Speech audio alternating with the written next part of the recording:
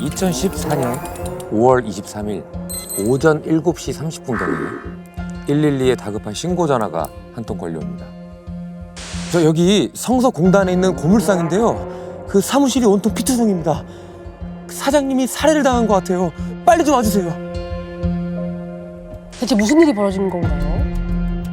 예, 신고한 분은 고물상을 관리하는 직원이었습니다. 평소 이제 가장 먼저 출근해서 고물상 문을 직접 열었다고 합니다. 근데 그날은 아침에 출근했더니 고물상 문이 이미 열려 있더랍니다. 주차장에도 그 사장의 차가 세워져 있었고요. 아침부터 사장한테 무슨 급한 일이 있었나 싶었는데 곧장 사무실로 달려가니 사장님이 쓰러져 있던 것이었습니다. 저는 가장 궁금한 것은 그 사장님의 상태거든요. 네. 사장님은 어땠나요? 이미 수시간 전에 사망한 것으로 보였습니다. 아, 피해자가 양복을 입고 있었는데 와이셔츠에 온통 피가 묻을 정도로 출혈이 상당했습니다. 아이고. 귀 밑에서 그목 중앙까지 날카로운 흉기를 깊게 그인 상처가 있었고요. 범인으로부터 수차례 공격당한 것으로 보여집니다. 아, 수차례나요? 끔찍하다, 끔찍해. 네.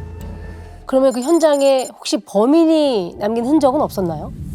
네, 사무실 출입문 쪽에 대걸레가 하나 세워져 있었는데요. 손잡이며 걸레 쪽에 혈흔이 잔뜩 묻어 있더라고요. 사무실 바닥에 닦인 흔적들을 쭉 살펴보았더니 범인이 자신의 족적을 지운 것으로 추정됐습니다. 그 외에 다른 건 나온 게 없었나요? 사무실에서 피해자의 혈흔이 묻은 것으로 보이는 장갑흔이 여러 군데서 발견됐습니다. 장갑은 장갑 흔히 어디에 묻어 있었나요?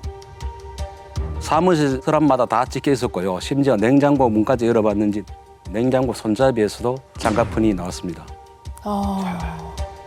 이상한 건 보통 서랍을 뒤지는 범인들은 내용물을 뒤지다가 꺼내놓거나 다음 서랍을 빨리 확인하려고 한번 열었던 서랍은 대충 닫아놓고 떠나는데 서랍이 꼼꼼하게 다 닫혀 있었습니다. 형사님들은 돈을 노린 강도가 아닐 거라고 추정을 했습니다. 돈을 노린 게 아니에요? 왜 그런 생각을 하신 거죠? 피해자인 사장의 차에서도 장갑흔이 남아있어서 그 차량을 수색을 했습니다. 근데 트렁크에서 예상치 못한 거액의 뭉칫돈이 발견됐어요. 그의 뭉칫돈. 뭉칫돈 얼마나 있었어요? 현금으로 1,800만 원이 쇼핑백에 들어 있었습니다. 트렁크에 1,800만 원? 아니면 못 찾아서 못 갖고 온 걸 수도 있고. 그렇죠. 그럴 수도 있죠. 네. 돈이 들어있던 쇼핑백에서도 장갑흔이 남아 있었는데요. 그 돈을 안 가져갔더라고요. 아, 심지어 발견을 한 건데 안 가져갔다는 얘기네요? 야, 그 돈을 왜 안 가져갔지? 뭐라? 아까 현금이라고 그랬죠? 네. 그 수표면 그렇죠. 몰라도 현금은 가져갔을 텐데. 수표면 상용하기가 좀 어려우니까 포기를 한다 치지만 현금은 아니면 1,800만 원, 그 현금보다도 더 큰 뭔가 있었나 보네요. 살인을 할 수밖에 없었던 다른 이유? 근데 그렇게 큰 돈을 트렁크에 왜 그렇게 갖고 다니신 거예요? 그 고물상의 규모가 꽤 컸습니다. 그러니까 단가가 높은 금속류만 거래를 했고 거래 상대도 철거업체나 공사업체여서 거액의 현금을 항상 가지고 다녔다고 합니다. 트렁크를 금고처럼 사용했다고 하고요. 근데 혹시 없어진 게 뭔지 확인은 됐나요? 고물상 직원에게 혹시 없어진 게 없는지 확인해달라고 했습니다. 사장의 차 트렁크를 유심히 살펴보다 한 직원이 피해자가 평소에 늘 들고 다니는 서류 가방이 안 보인다고 하더라고요. 서류 가방. 가방. 늘 들고 다니면은 굉장히 중요한 물건이 들어있을 거라고 저는 생각하는데. 그러니까요. 뭐 인감도장이나 채무 이행서 뭐 그런 것들이나 중요 서류들. 네. 대체 뭘 그 서류 가방에 담아서 갖고 다녔던 거예요? 문제는 그 서류 가방 안에 뭐가 들어있는지 확인할 방법이 없었습니다. 유가족들도 직원들도 그 서류 가방의 내용물을 본 적이 없다고 했습니다. 진짜. 본인이 매일 들고 다니면 본인만 아는 거란 말이에요. 어떤 서류 가방이지? 아, 근데 서류 가방이 목적이었다면 가방만 가져가면 되지. 굳이 사장님을 그렇게 살해해야 할 이유가 있었을까요? 그러면은 부검 결과는 어떻게 나왔습니까? 네, 부검 결과 사인은 다발성 손상으로 인한 과다출혈이었습니다. 아, 상반신에 흉기에 찔린 상처만 25군데나 확인됐는데요. 아유. 목을 집중적으로 공격한 것으로 드러났고요. 오른팔에 방아흔 한 군데가 발견됐는데 제대로 반항도 못하고 사망한 것으로 추정됐습니다. 아. 25군데요?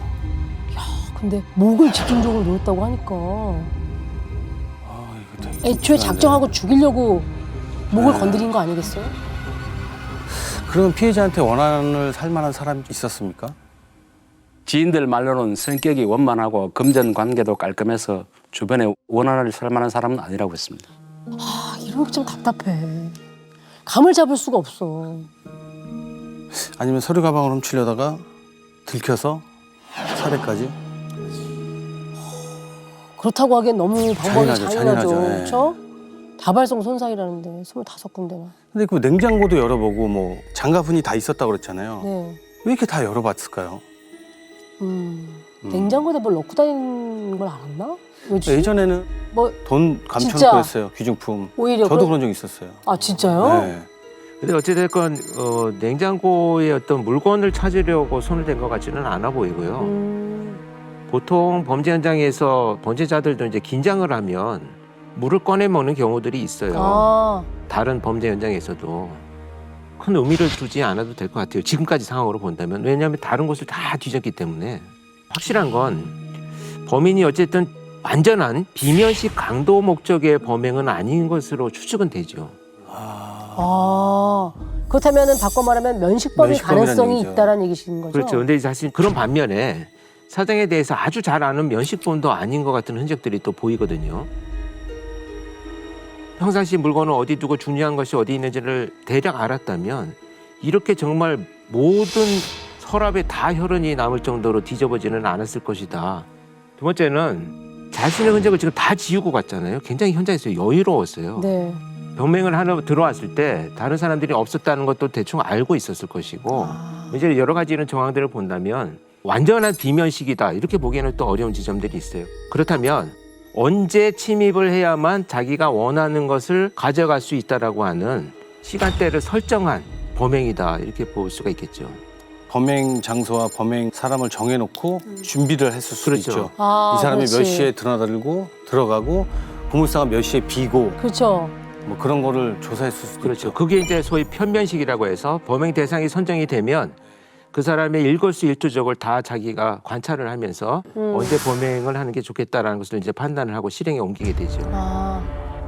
그러면은 몇 차례 고물상을 드나들었을 가능성이 그렇죠, 있겠네요. 시도를 했거나 뭐 그쵸, 그쵸. 찾아왔거나 이런 알고 지내는 사이는 아니지만 나를 다 알고 있는 범행이다 이렇게 추측할 수 있는 가능성이 높아지죠. 근데 서류 가방만 그 1,800만 원 현금도 안 가져가고 서류 가방만 가져간 이유가 뭔지 저는 진짜 궁금한데요. 네. 네. 거액의 현금이 오고 갈 정도로 규모가 큰 그런 고물상이다 보니까 이 고물상은 24시간 365일 지키고 있는 눈이 있었습니다. CCTV. 바로 고물상에 설치된 CCTV입니다. 오. 아, 다행이다. 그러면 뭔가 그쵸, 그쵸. 실마리가 좀 풀릴 수 네. 있는 단서가 있겠네요. 네, 고물상에 총 4대의 CCTV가 있었는데요. 그중 한 대가 컨테이너를 개조해서 만든 사무실 출입문 위쪽에 달려 있더라고요. 뭐 나왔나요? 근데 아쉽게도 이게 출입문 전체를 비추고 있지는 않았습니다. 출입문 아래쪽 일부만 찍혀서 사무실을 드나드는 사람의 발만 보이더라고요. 아유. 아유. 아니 근데 어찌됐거나 CCTV가 발만 비추고 있었다 하더라도 그래도 들고 나는 시간을 보면은 범행 추정 시각 정도는 확인해서 볼 수 있는 거 아니에요? 발이 찍혔다면. 그러니까 범인도 발은 찍혔을 거 아니에요. 그쵸. 네. 일단 뭐라도 찾아보자 싶어서 전날 CCTV를 모두 확인했습니다. 저녁 7시경에 두 사람이 사무실을 빠져나갔는데요. 직원들이 퇴근을 한 거였습니다. 그리고 저녁 8시 20분쯤에 사무실 앞에서 슬리퍼를 신고 서성이라는 남자의 발이 찍혀 있었습니다. 직원한테 확인을 해보니까 평소에 사장이 신는 슬리퍼라고 했습니다. 그러니까 결국 직원들이 퇴근을 하고 나서도 네. 사장님 혼자 이제 사무실에 있었다는 얘기인가요? 누굴 만나기로 하거나 기다릴 수도 있잖아요. 아 앞에서 네. 오나 안 오나. 네. 잠시 후 사무실 불이 꺼지더니 사장이 구두를 신고 사무실에서 나오는 게 보였습니다. 어. 그럼 일단 구두로 갈아 신었다라고 하는 것은 어디로 가려고 이제 문을 닫고 나온 것으로 추측이 되죠. 그쵸? 네. 근데 나갔던 사장이 금방 다시 사무실로 돌아와서 불을 켜더라고요. 어. 그 뒤에 어떤 사람이 뒤따라 들어갔고요. 그게 8시 35분경이었습니다. 좀 이상해지는데 어디를 나가려고 했다가 다시 누군가와 들어왔다는 바로. 얘기가 되죠. 네. 사장을 따라 어떤 사람이 들어왔다. 그 사람은 누구였을까요? 옷차림하고 신발로 봐서는 남자로 추정되었습니다. 네. 뒤따라간 남자가 사무실로 들어간 지 10여 분 후에 불이 꺼지더니 사무실에서 아무도 나오지를 않는 겁니다. 아무도 안 나와요? 그 이후로요? 네. 그러면은 따라간 남자가 범인이란 얘기 아니에요? 그 가능성이 지금 높죠. 그쵸, 그쵸, 그쵸. 가능성이 불이 꺼지고. 네. 저희도 그렇게 추정했습니다.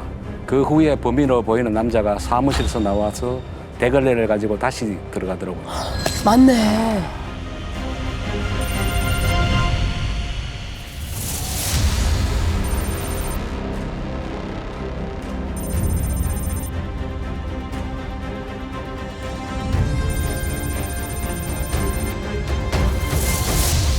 그러면 전날 저녁 약 8시 35분쯤 범행이 일어났다는 얘기네요. 그렇죠. 직원이 다 퇴근하고. 퇴근하고 나서. 네. 아 근데 지금 CCTV에 범인 발만 찍혀 있는데 이걸로 범인을 어떻게 추적하죠? 아니 그러니까 좀 상반신이라도 찍혀 있으면 예를 들어서 옷차림, 체형 뭐 이런 정도로 확인할 수 있었을 텐데. 고물상 인근 도로 CCTV에 뭔가 잡힌 게 없었나요? 고물상이 공간 외곽에 있어서 도로에 CCTV가 거의 없었습니다. 가로등도 많지 않아서 고물상 방향으로 가는 차량 불빛 정도만 확인이 되는 정도였습니다. 아 헤드라이트 불빛. 고물상은 좀 외곽에 있거든요. 그럼 그걸 가지고는 뭐 단서다라고 특정할 수는 없을 것 같아요. 우리 서 형사님이 또 어떤 분입니까? 네. 그 근성. 네. 남다른 근성을 또 갖고 계신 분이잖아요. 낮에는 수사를 하고요. 밤에는 서류를 보고 또 봅니다. 그러다가 문득 한 가지 의문이 머리를 번뜩하고 스쳤다고 합니다. 뭔가 감이 왔나 보네요. 그렇죠. 네. 여기서 촉이 발동이 되는 네. 순간인 것 같은데요. 그 고물상이 담벼락 대신에 그 4m 높이의 펜스가 쳐져 있습니다. 네. 그 보안 시설도 설치되어 있었고요. 출입문은 잠겨져 있었는데 범인이 어떻게 갔을까 싶더라고요. 그 4m 높이니까. 4m면은 사람이 어떻게 넘을 수는 없잖아요. 사다리를 타고 넘어왔다고 치면 그 보안 펜스에 보안도 되어 있다고 하면 적어도 경보음을 울렸어야 되는 거 아닌가? 그렇죠. 그래서 이제 보안을 관리하는 사설 경비업체를 찾아갔습니다.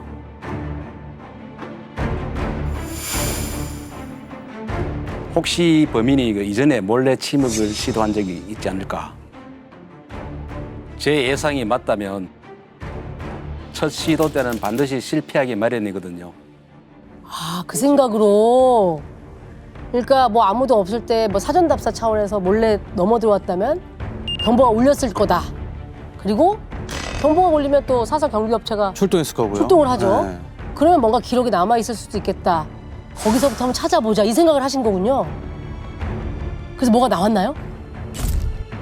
살인이 벌어진 그날로부터 이틀 전 고물상의 경보음이 울렸습니다. 어머, 그것도 범행이 일어났던 비슷한 시간대예요. 저녁 8시 35분. 35분경에 사건이 일어났다고 네, 했으니까 그 시간쯤에 이틀 전에도 똑같이 경보가 울렸었어요. 이건 우연이라고 하기엔 너무 같은 범행 시간대라는 게 그쵸? 형사님이 예상하신 게 이렇게 맞아떨어져요? 야 신기하네. 대체 그냥 무슨 일이 있었던 거죠?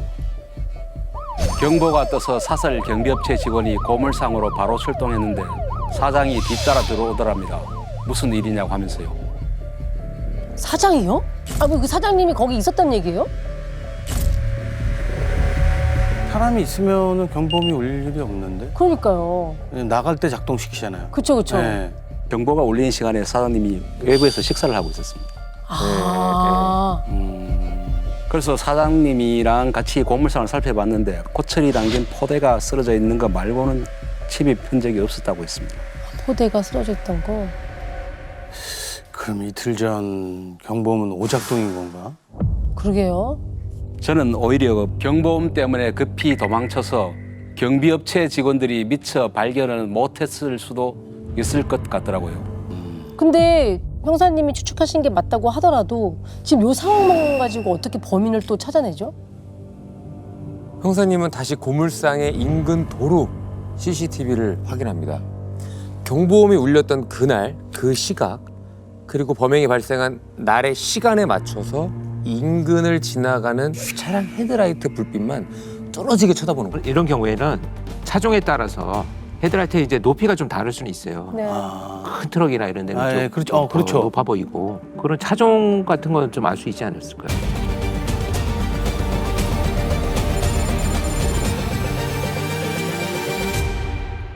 고물상이 골목에 있었는데 큰 길까지 같은 루트로 이동하는 헤드라이트 불빛이 보였습니다. 캄캄한 골목길에서 헤드라이트 불빛이 한 줄기로만 쫙 비치는 게 있었습니다.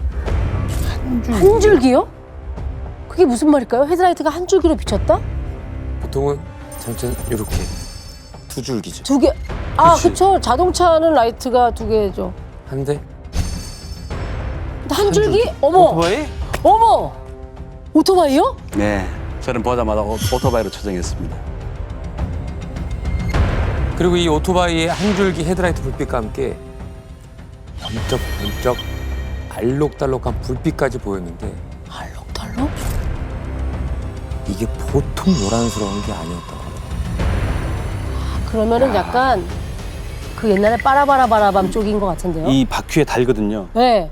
오토바이를 좀 현란하게 꾸미기도 하잖아요. 그쵸? 튜닝이라고 그러죠. 튜닝하고 뭐 좀 달고. 근데 그 범인이면 그렇게 요란하게 그런 거를 타고 갔을까요? 왜냐면 그 누가 봐도 눈에 확 띄는데. 그렇죠. 범행 당일과 이틀 전에 같은 시간대 같은 루트로 고물상 방향으로 이동하는 걸 확인했더니 그 오토바이밖에 없었습니다. 아. 그래서 그 지역에 오토바이 타는 사람들 중에 요란하게 오토바이를 꾸미고 다니는 사람들만 싹 다 탐문했습니다. 그렇게. 일일이 알리바이까지 다 확인했고요. 근데 그 범행이 벌어진 날로부터 사흘 뒤에 자신의 오토바이를 싸게 넘기고 대구를 뜬 사람이 있었습니다. 아, 진짜 그 인근에 있었어요? 이게 3일 후에 팔았다? 그래도 그 사람은 누구였습니까? 음식 배달을 하던 40대 남성이었습니다. 음식 배달.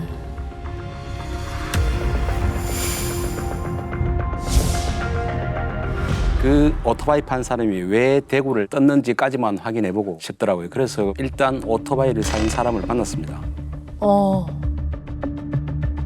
오토바이 전 주인이랑 그 친구 사이라고 했습니다. 대구를 갑자기 뜬 이유는 모른다고 했고요.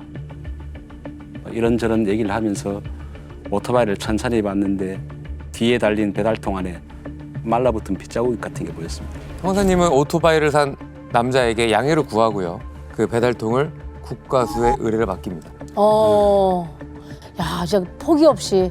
왜냐면 이게 결정적인 단서가 될 수도 있으니까. 일단 뭐가 나왔으면 좋겠어요. 네, 나오면 좋겠어요. 일단 국과수 분석 결과만 기다릴 수 없었던 형사님은요. 전 오토바이 주인의 범죄 기록 조회를 한번 해봅니다. 그 결과를 보고 바로 이 남자를 용의선상에 올립니다. 지금부터 이 남자를 최 씨라고 부르도록 하겠습니다. 바로 용의선상에 올렸다는 거 보면 강도나 폭행이나 그쵸. 약간 좀 중범죄 그런 범죄 전력을 보니까 10대의 절도죄로 보호 처분을 4번 받았고요. 아이고. 4번씩이요.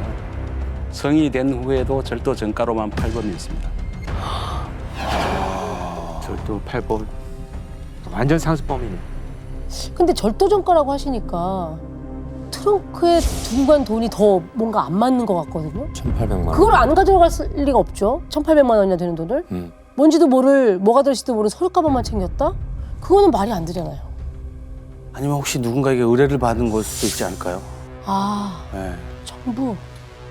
고물상에서 중요한 서류가 있으니 그걸 가져다 주면 얼마를 주겠다. 음. 뭐 이런 식으로. 업체. 그쵸. 근데 정말 그런 의뢰를 받았다고 설사 치더라도 사실 현금이 눈앞에 있는 걸 보고 내가 필요한 것만 가져가겠다는 사실 쉽지는 않죠. 1,800만 원 돈이 작은 돈이 아니잖아요. 그럼요. 그 도둑이라면 이걸 보면 가져가죠. 그러니까 그쵸. 지금 이 1,800만 원이 트렁크에 그냥 고스란히 있기 때문에 이게 지금 사건이 헷갈리는 거죠. 그렇죠, 그렇죠, 그렇죠. 네. 서류 가방만 사라졌고요. 그러니까요. 그러면 최 씨는 그때 어디에 있었는지. 예, 휴대폰 위치를 실시간으로 확인해 보니까 전화기가 꺼져 있었어요. 그 전화기를 끄기 전에 마지막으로 뜬 곳이 수원으로 확인됐습니다. 수원? 대구에서 수원이요? 그러네요. 그래서 일단 그 오토바이를 산 친구에게 얘기를 해놨죠. 수시로 최 씨한테 전화해보고 통화되는 대로 어디에 있는지 알아내서 연락을 해달라. 그랬더니 몇 시간 안 지나서 그 친구한테 연락이 왔습니다. 근데 전화를 받자마자 기쁨과 위기가 동시에 확 오더라고요. 기쁨은 뭐고 위기는 뭐죠? 기쁨이라 하면은 이 사람과 연락이 닿았으니까 검거할 수 있겠다라는 생각이었을 것 같고, 위기가 뭐지? 범인 그 최 씨 위치를 알았다는 것은 기쁨이고, 조만간 최 씨가 원양 어선을 타고 한국을 떠난다고 했습니다. 일정은 모르겠고요. 원양어선을 탄다는 소식을 들었을 때 범인일 가능성이 더 확실해졌고, 가버리면 이거 끝이라고 생각이 드셨으니까 그게 위기라고 생각을 하신 거구나. 마음이 조급하셨겠어요. 이거 빨리 잡아야죠. 그러니까요. 최 씨를 잡으러 수원으로 달려갑니다. 그리고 이동 중에 최 씨가 머물고 있다는 원룸 건물주한테도 연락을 합니다. 네. 건물주한테 왜요? 저희들이 그 예상 도착 시간이 밤 11시였습니다.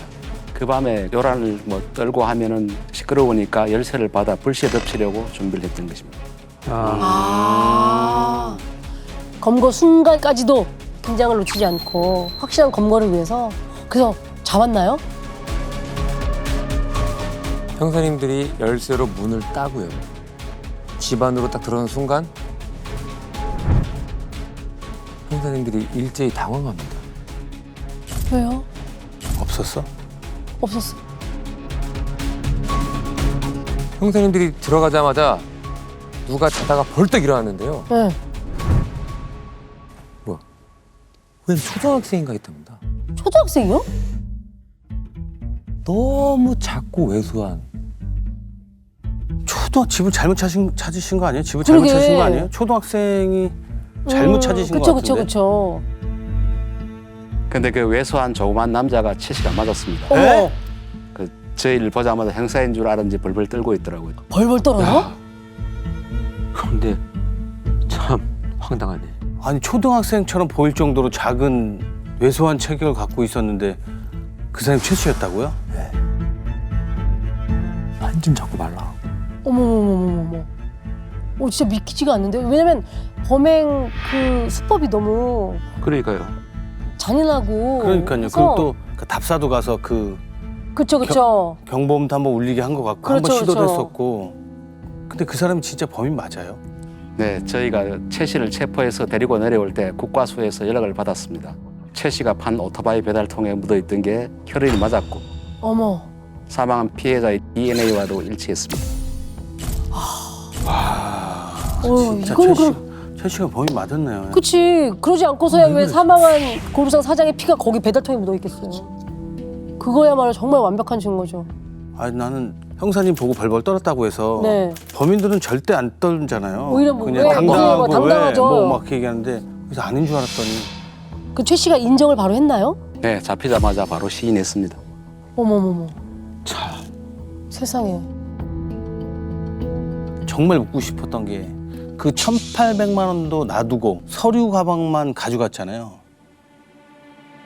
도대체 서류 가방에 뭐가 들어있는지 진짜 궁금해요. 살인까지 가고 그렇게 진짜. 되는지 너무 전 그게 네. 궁금합니다. 그냥 눈에 띄어서 가지고 갔다고 했습니다. 뭔가 대단한 게 들어있는 줄 알고 들고 가서 열어보니까 수표, 통장, 도장, 보험증서 이런 게 있었고 돈 될 만한 것은 없어서 바로 흉기하고 옷 등을 담아서 고향 선산 야산에 버렸다고. 무슨 얘기야 이게. 소리야. 아니 그냥 진짜 강도를 한 거예요? 뭐 의뢰받은 것도 아니고 원한 관계도 아니고. 원한 관계도 아니고요? 그냥 돈을 노린 강도? 그럼 트렁크에 있는 1,800만 원은 왜 안 가져간 거예요? 그러니까 쇼핑백에 손을 대긴 댄 거잖아요. 그 장갑흔이 묻어 있었으니까. 그러니까요. 쇼핑백 안에 돈이 들어있는지도 몰랐답니다. 그럼 그걸 왜 잡았대? 쇼핑백이 그냥 잡아보기만 하고요. 예. 안에 확인을 안 했대요. 야, 황당하네. 이게 뭐 아, 사무실이며 그 뭐 냉동실까지 샅샅이 다 뒤져놓고 그렇죠. 쇼핑백은 또 안 봤다고? 그러면 훔친 돈은 얼마나 되는데요? 그게 큰 돈이었겠죠. 피해자 지갑에 들어있던 50만 원이 전부였습니다. 50만 원이요?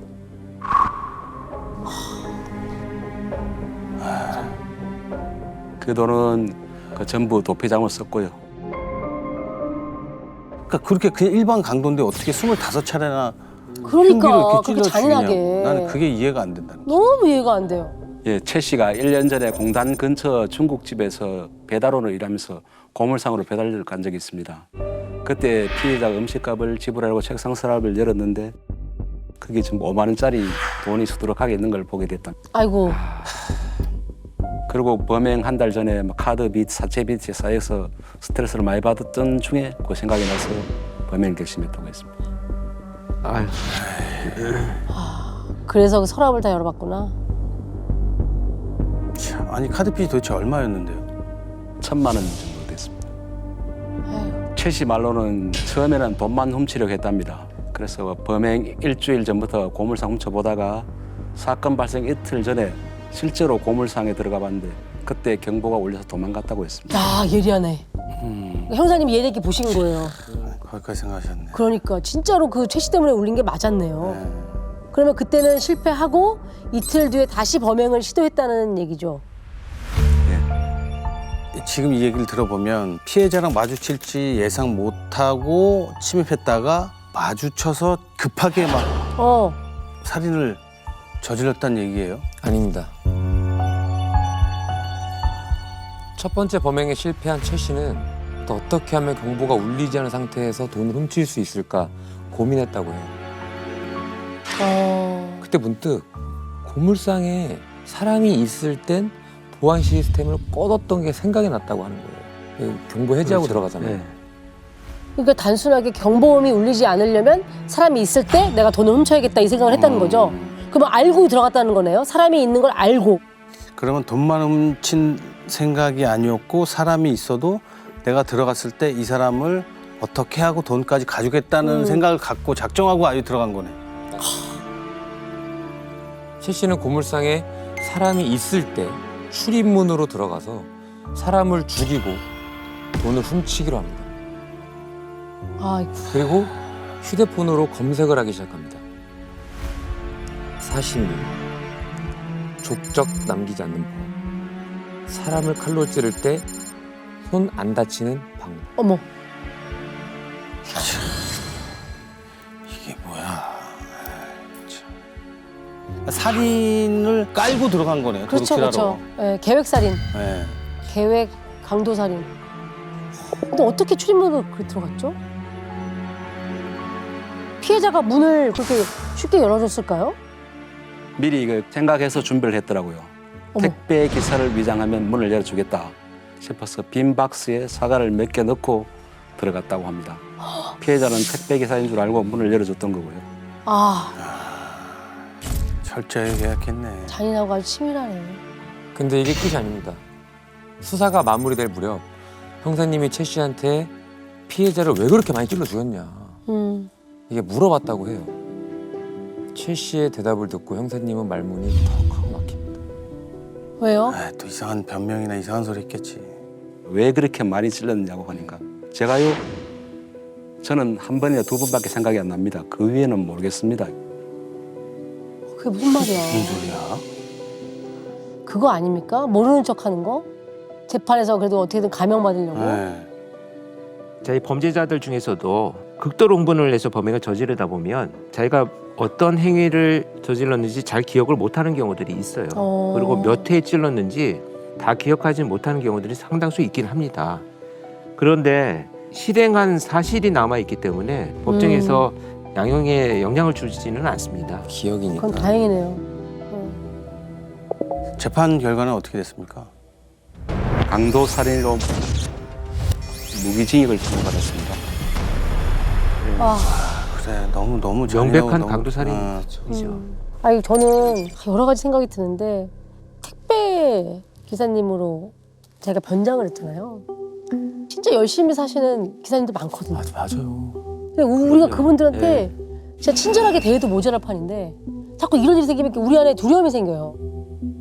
아주 성실을 다하시는 그런 분들의 직업이 이렇게 나쁘게 모용되고 있다는 것도 참 너무 안타까운 일이고요. 때는 2010년 8월의 마지막 날. 새벽에 아주 다급한 신고 전화가 들어옵니다. 여보세요? 저 경찰서죠? 집에서 자고 있는데 모르는 남자가 들어와서 저를 성폭행하고 도망갔어요. 제발 도와주세요. 그러면 그 신고자 외에 집에 아무도 없었던 상황인가요? 신고자는 그 반지하 주택에 혼자 살던 20대 여성이었는데요. 자고 있는데 누군가 자기 몸을 만지고 있고 놀라서 깼더니만 웬 괴한이 수건을 갖다가 입에 물겨보면서 어머. 물어 눈 뜨지 마라고 말을 한 후 몹쓸 짓을 했다고 하더라고요. 혹시 피해자가 범인의 얼굴을 봤을까요? 네, 그 밤인데다가 불이 꺼진 상태에서 범행이 이루어졌는데 그 지하방에 가로등 불빛이 들어와서 범인을 얼핏은 봤다고는 했습니다. 근데 얼굴은 자세히 기억이 나지 않고 눈은 부리부리하고 키와 덩치가 20대 큰 남성이었다라고 얘기하더라고요. 아. 범인이 그러면 대체 그 집에 어떻게 들어간 겁니까?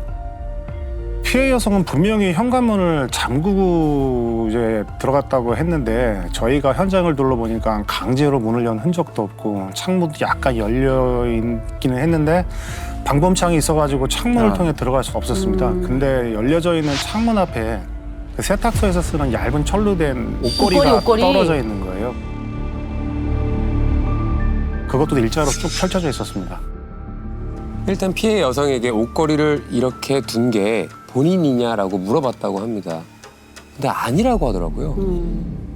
그래서 이제 백 형사님이 혹시나 하고 밖으로 나가서 열려있던 창문으로 펼쳐진 옷걸이를 쑥 넣어봤대요. 그러니까 평소에 피해 여성이 열쇠를 놔두는 자리에 딱 닿았다고 합니다.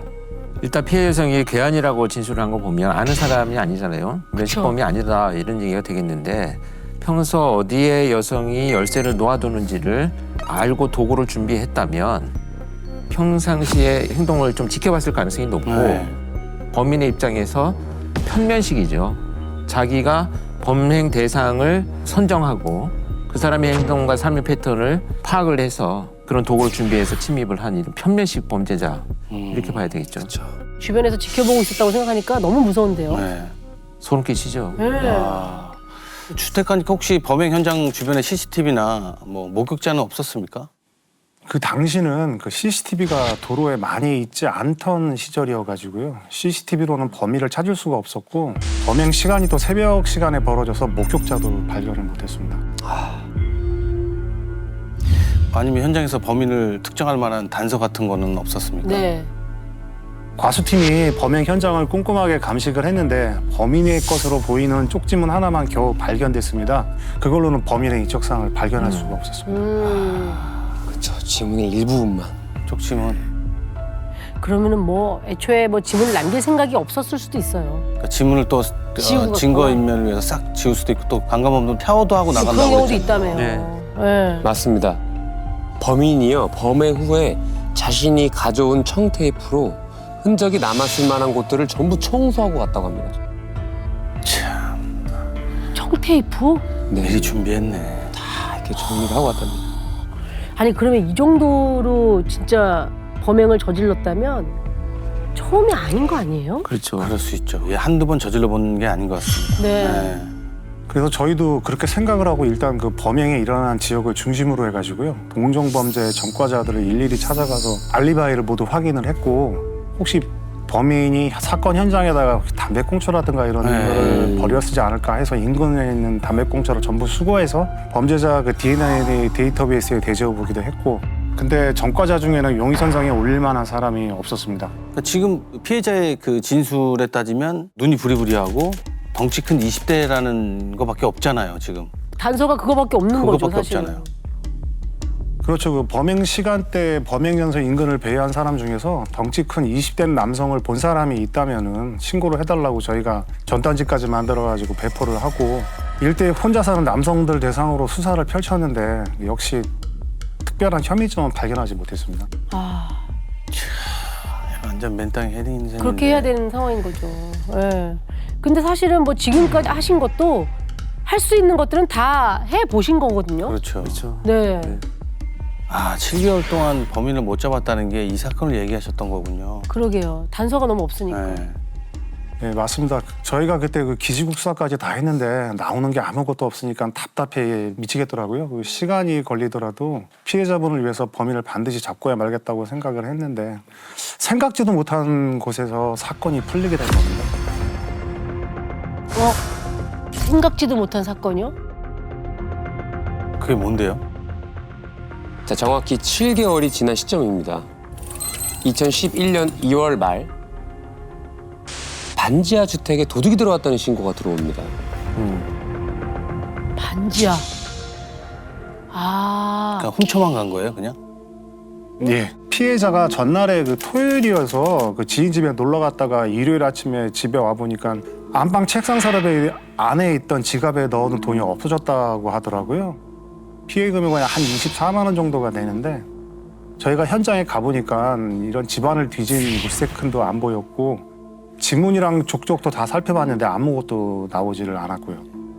절도 피해자가 하는 말이 아무래도 이 범인이 자기 집을 이번만 왔다 간 게 아니라고 말을 하더라고요. 얼을 전쯤에도 안방 책상 서랍에 있던 지갑에서 돈이 5만 원이 없어졌다는 거예요. 근데 그때는 금액이 적어서 자기가 썼나 보다라고 생각을 했는데 이번에는 확실히 누군가 훔쳐갔다는 생각이 들었다는 거죠.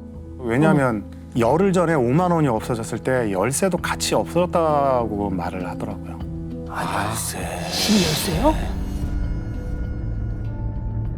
그 집 열쇠를 같이 훔쳐서 가지고 있다가 한 번 더 열었다? 한 번 더? 사실 이 발생 장소가 저는 조금 이상하긴 해요. 왜냐하면 반지하 방에 거금이 있으리라고 기대하기가 사실은 힘들잖아요. 그런데 2번이나 들어갔어요. 네. 이걸 본다면 다른 목적이 있었을 가능성이 높다 이런 생각이 들거든요. 그러니까 이게 꼭 절도 범죄가 아니더라도 그렇다면 이제 확인해봐야 될 것이 이 여성도 혼자 거주하는 이런 여성이었는지가 확인이 돼야 되겠죠. 네, 그 혼자 사는 20대 여성의 집이었고요. 7개월 전 강간 사건이랑 동일 범이라면 여기도 쪽지문이 안 나온 거예요? 이 절도 사건에서는 저희가 지문을 찾아냈습니다. 찾았구나. 그 피해자 집 방범창이 뜯겨져 있었습니다. 2개가 뜯겨져 있었는데 네. 범인이 뜯었다고 생각을 하고 그걸 찾아봤는데 인근에 버려져 있더라고요. 버려진 방범창을 이거라도 맡겨보자는 네, 심정으로 네, 해서 네. 감식을 맡겼습니다. 근데 거기서 생각지도 못한 사람이 나온 겁니다. 방범창에서 나온 지문은 30대 남성이었습니다. 이 남성은요, 아내도 있고요, 자녀도 있고요, 직장도 있는 아주 평범한 가장인데다가 전과도 하나도 없는 아주 깨끗한 사람이었습니다. 그럼 뭐지? 전과도 없어? 아니 뭐 잘못 짚었을 수도 있죠. 그렇죠. 우연히 가다가 뭐 이게 걸거쳐서 2개를 집어서 버렸을 수도 있죠. 맞습니다. 그 말씀하신 대로 저희도 그 우연히 방범창을 잡았을 수도 있고 그냥 건드릴 수도 있는 평범한 사람일 수도 있었습니다. 근데 일단 지문이 나온 이상 저희는 확인을 해야 되기 때문에 일단 서로 불러가지고 조사를 시작했는데 뭔가 좀 싸늘한 느낌이 좀 들더라고요. 왜요? 무슨 이상한 행동을 했나? 왜 싸늘해요? 싸네요?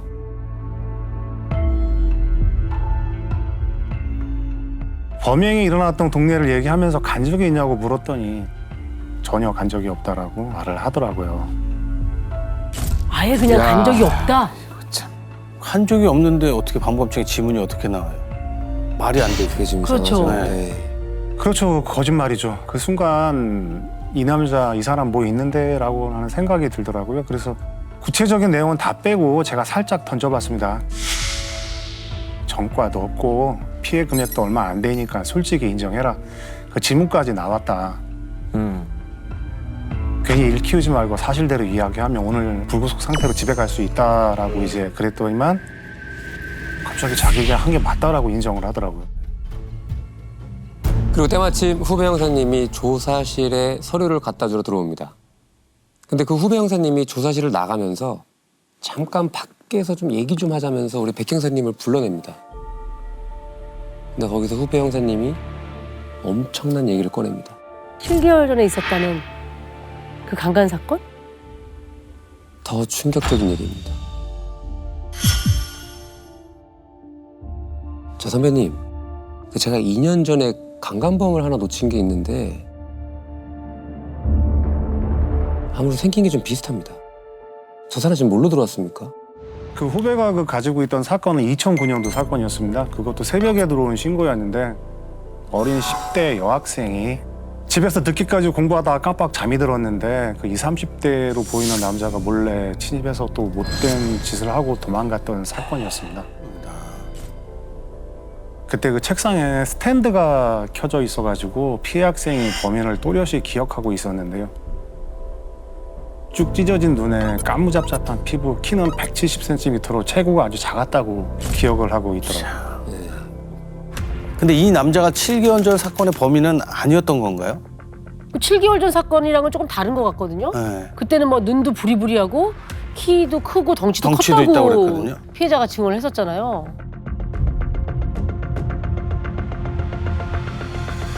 그래서 이때까지만 해도 그 7개월 전 사건은 전혀 생각지도 못하고 다만 그 2년 전 후배가 쫓고 있던 범인의 인상착이랑 절도범이랑은 비슷하긴 했습니다. 그래서 절도범 사진을 찍어가지고 그쪽 피해 학생한테 전송을 했더니 강간범이 맞다라고. 아니 근데 전과도 없고 자식도 있고 아내도 있고 그냥 평범한 가장이라고 그랬잖아요. 아, 근데 어떻게 그런 짓을 저지른 거죠? 자, 형사님의 머릿속이 하얘진 건 2년 전 사건 파일을 열어본 순간부터입니다. 2년 전 사건이 발생한 곳이 어디냐면요. 그 7개월 전에 사건이 발생했던 동네와 같은 동네고요. 어머. 새벽 시간이고요. 그것도 반지 앞방에서 벌어진 사건입니다. 저 확인하고 싶은 게 있는데 저는 만약에 그렇다면 여학생이라고 했잖아요. 2년 전 사건이. 네. 그럼 부모들이나 가족들이 없이 혼자 살고 있었던 여성인가요? 예, 그 집안 사정이 있어서 당시 혼자 방을 얻어가지고 거기서 혼자서 공부를 하고 있었고요. 네. 피해 학생도 혼자 살고 있었군요. 그러니까 반지하에 혼자 살고 있는 여자들을 노린 범행이네요. 2년 전 사건도 그랬고 7개월 전 사건도 그렇고 지금 이 절도 사건도 그렇고 네네. 어쩌면 이 사건 모두가 지금 이 절도범이 한 소행일 수도 있겠네요. 저도 좀 놀랐습니다. 그 한 가지 걸리는 건 범행 기간이 너무 긴 겁니다. 1년 5개월 사이에 각각 강간을 저지르고 또 7개월 후에 절도를 저질렀다는 게 좀 이상하더라고요. 상당히 이상하긴 하죠. 지금 잡혀 들어온 절도 사건. 절도 현장은 열흘 만에 2번이나 찾아갔잖아요. 그렇죠. 한 장소를. 텀을 많이 두고 범행을 저지른 패턴이 아니거든요. 그렇게 본다면 드러나지 않은 사건까지도 수사를 확장을 해야 되는 시점이 아닌가. 그래서 어떻게 하셨나요? 그 7개월 전 사건의 그 범인의 인상착의는 달랐지만 그 성폭행 사건 현장에서 범인의 인상착의는 제대로 기억하기가 어렵기 때문에 피해자가 잘못 봤을 수도 있다라는 그렇죠. 생각이 네. 드는 겁니다. 그래서 절도범 지문이랑 7개월 전 사건의 쪽지문을 대조를 맡겨놓고 동네 지도를 한번 제가 펼쳐봤습니다. 아, 그럼 그 사건마다 현장이 얼마나 뭐 가까운지 이런 걸 보신 건가요? 아닙니다. 그 2년 전 사건이 발생했던 2009년부터요. 마지막 절도가 벌어진 2011년 이 새벽 시간대에 혼자 사는 여성들을 대상으로 벌어진 성범죄 사건을 모두 취합해서 지도에 이렇게 점을 찍어보기 시작합니다.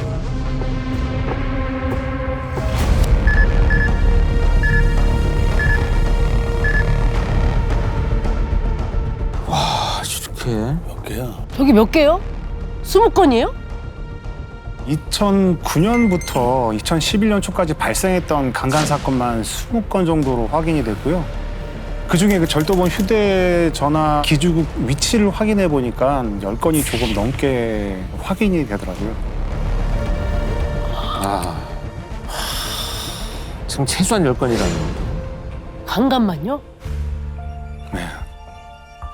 근데 2년간 저 좁은 동네에서 저렇게 많은 사건이 벌어졌는데 동일범의 소행이란 거 어쩌다 놓쳤을까요? 범행 간격이 아까도 말씀드렸지만 짧게는 2달, 길게는 6개월씩 띄엄띄엄 발생을 했고 일부 사건들은 동일범의 소행이라고 보고 수사를 진행하기는 했었는데 증거가 없어 난항을 겪었던 상황이었습니다.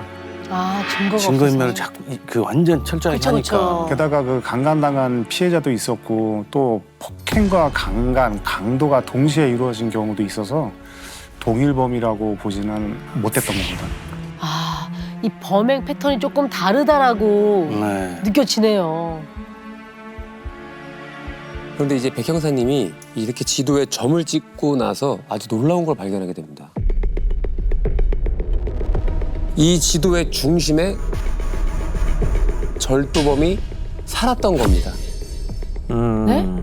저 가운데 저기 저 집이요? 아, 그러니까 2005년부터 2008년까지 3년을 말이죠. 아, 2008년까지 저 가운데 살고 있었고 네. 2009년부터 범행이 있었다라고 한다면 이사 가고 난 이후에 범행을 저지르기 위해서 이 동네를 다시 찾아왔다? 그렇죠.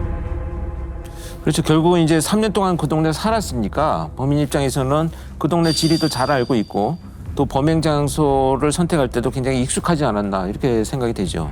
사실 뭔가 지금 되게 상당히 의심이 되긴 하지만 네.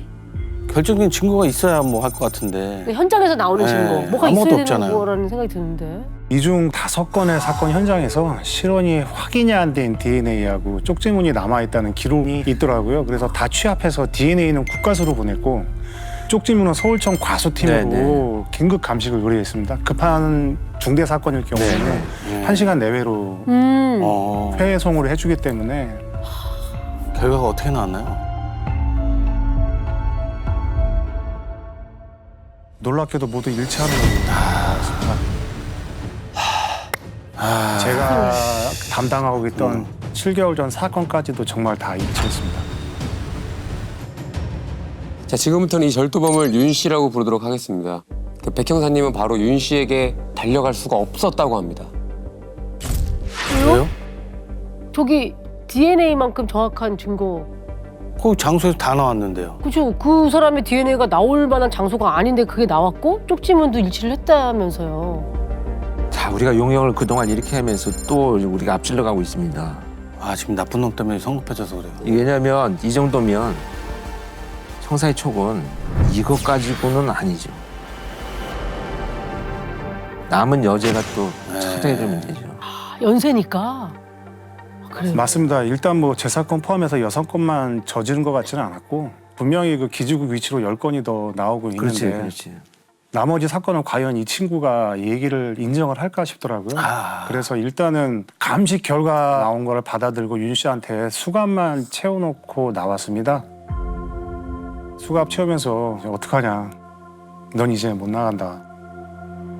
그랬더니만 윤 씨가 무슨 소리냐고 화를 내면서 인정하면 바로 내보내준다고 하는데 왜 그러냐고 화를 내더라고요. 야, 시작이죠.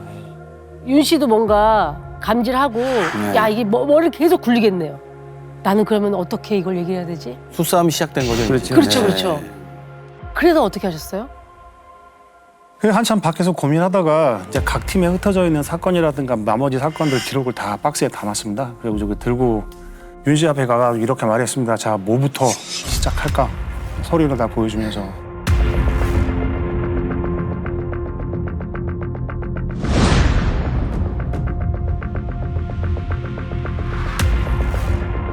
다 네 거다. 첫 사건만 던져놨습니다. 2009년도에 어린 학생한테 몹쓸 짓을 했더라 너. 지금 이 사건뿐만이 아니라 DNA란 쪽지문이 엄청 많이 나와 있는데 피해자들도 전부 당신이 한 게 맞다고 하는데 어떡하냐 이제는. 그랬더니만 고개를 숙이고 하나씩 이야기를 다 하더라고요. 뭘 얼마나 불었나요? 일단 지도에 표시되어 있던 사건 중에 후배랑 제가 맡았던 사건을 포함해 있었는데 그중에 9건을 다 인정을 했고요. 아예 사건 자체 발생이 안 돼 있던 사건 3건을 더 얘기하고 저희가 진술받은 피해자는 11명이었습니다. 11명이요? 아, 미쳤다 진짜. 야, 그만 신고도 안 한 게 있었다니까. 그런 것도 이용을 하는 거지. 9건에 신고가 되지 않은 3건. 근데 피해자가 12명이 있어야 되는 거 아닌가요? 시기상 2번째 피해자였는데요. 범행을 저지르고 열쇠를 훔쳐나왔는데 보름이 지나도록 신고를 안 한 걸 눈치채고 다시 찾아가 범행을 또 저질렀더라고요. 그러니까 사건 건수는 12건이지만 피해자가 11명인 것은 예. 한 피해자가 한 2번. 피해자한테 2번의 범행을 네. 저지른 거예요? 다시 찾아가서 또 그 짓거리 한 거야. 아유, 아유, 이거는 진짜 2번 죽이는 건데. 아니 근데 이게 평범한 가정이라고 그랬는데 가족들은 윤 씨의 행동에 잘 몰랐을까요? 왜냐면 새벽에 나가서 지금 범행이 다 새벽이잖아요. 그러게요. 새벽에 나갔다 안 들어오면 이걸 다 눈치챘을 텐데. 그러니까. 밤늦게 마치는 일을 하고 있었고요. 그리고 가족들도 전혀 의심을 못하는 상황이었습니다. 평소에 얼마나 철저하게 이중생활을 했는지 직장 동료들이나 지인들은 이 사람이 술도 안 마시고 일이랑 가정밖에는 모르는 성실한 사람이라고 다 진술을 하더라고요. 야, 아니 난 진짜 궁금한 게 아니 이 놈이 자기가 범죄를 저지르고 집에 가서 아내하고 아이를 자식을 볼 수 있어? 내 말이. 그 눈으로? 내 어떻게 말이 마주칠 수 진짜. 있냐고. 이게 말이 안 되잖아요, 이건. 어떻게 자기 자식하고 아내를 보냐고. 극악무도한 흉측한 짓을 그런 죄를 몹쓸 짓을 이만큼 하고. 저질러놓고 이쪽에서는 가면을 쓰고 되게 성실한 척 직장이고 가정에서는 그랬다는 게 진짜 소름 끼친다 진짜. 혼자 사는 건 어떻게 알고 범행 대상으로 삼은 거예요? 퇴근 후에요. 지하철역에서 범행 대상을 물색하고 다녔다고 합니다. 막차를 타고 혼자 내리는 여성을 주로 뒤쫓아갔고요. 혼자 사는지 확인하려고 며칠씩을 집 주변을 맴돌면서 계속 지켜봤다고 해요. 며칠을 지켜봤다고요? 정성이다 정성이야.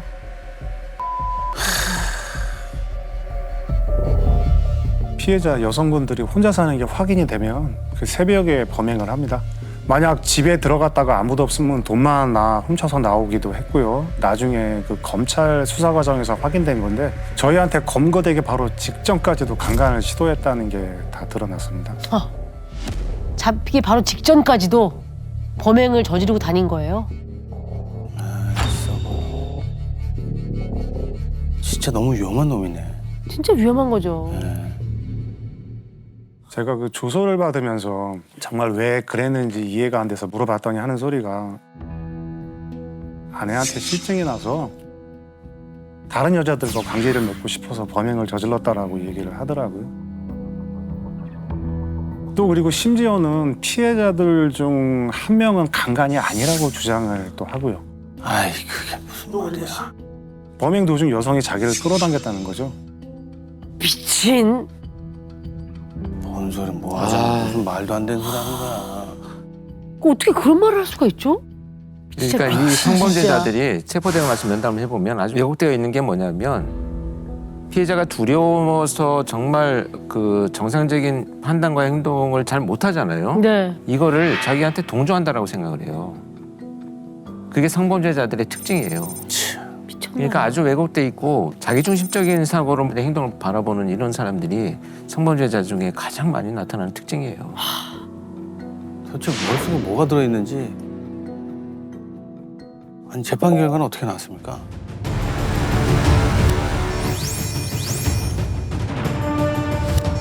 십 16년을 선고받았습니다. 야 강간을 지금 10몇 건인데 성범죄에 대해서 진짜 우리는 와 이거는 너무 너무 잘못된 법정 관념을 갖고 있지 않을까요? 진짜. 때는 2008년 4월 10일 새벽 4시경 경찰서로 다급한 신고 전화가 들어옵니다. 경찰서죠? 빨리 좀 와주세요. 친구 집에 강도가 든 것 같아요. 갖고 싶어. 근데 지금 새벽 4시라 그랬거든요. 네네.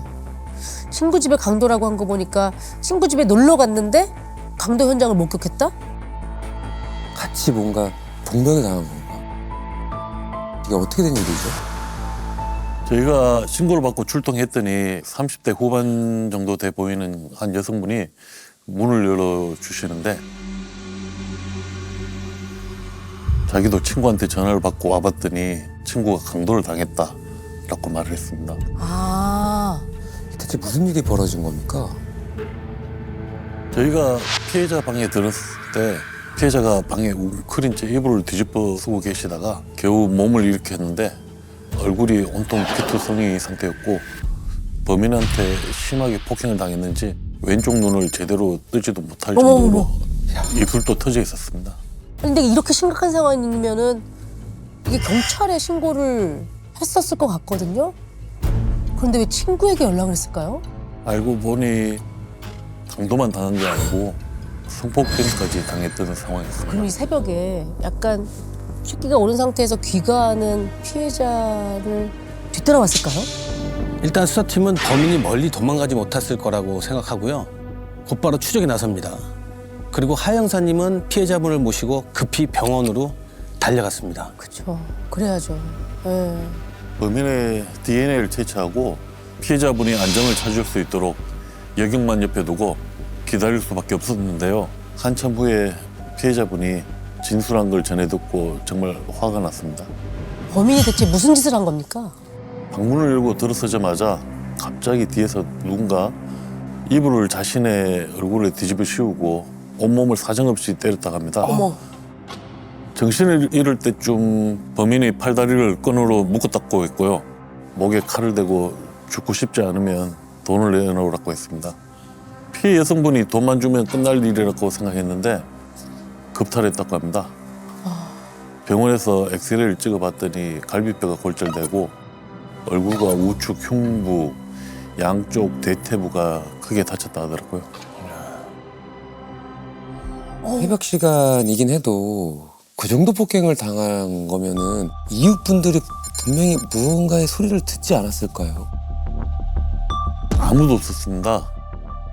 거기가 3층짜리 다세대 주택이었는데 아무래도 피해자한테 뒤집어 씌운 이불 때문에 그런지 옆집뿐만 아니라 그 건물에 사는 누구도 이상한 소리를 듣지 못했다고 했습니다.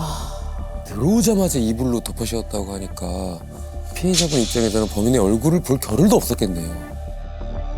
정면으로 또렷하게 보지 못했지만 성폭행 당시에 순간적으로 본 걸 기억하고 계셨습니다. 뭔가를 보시긴 보신 모양이에요?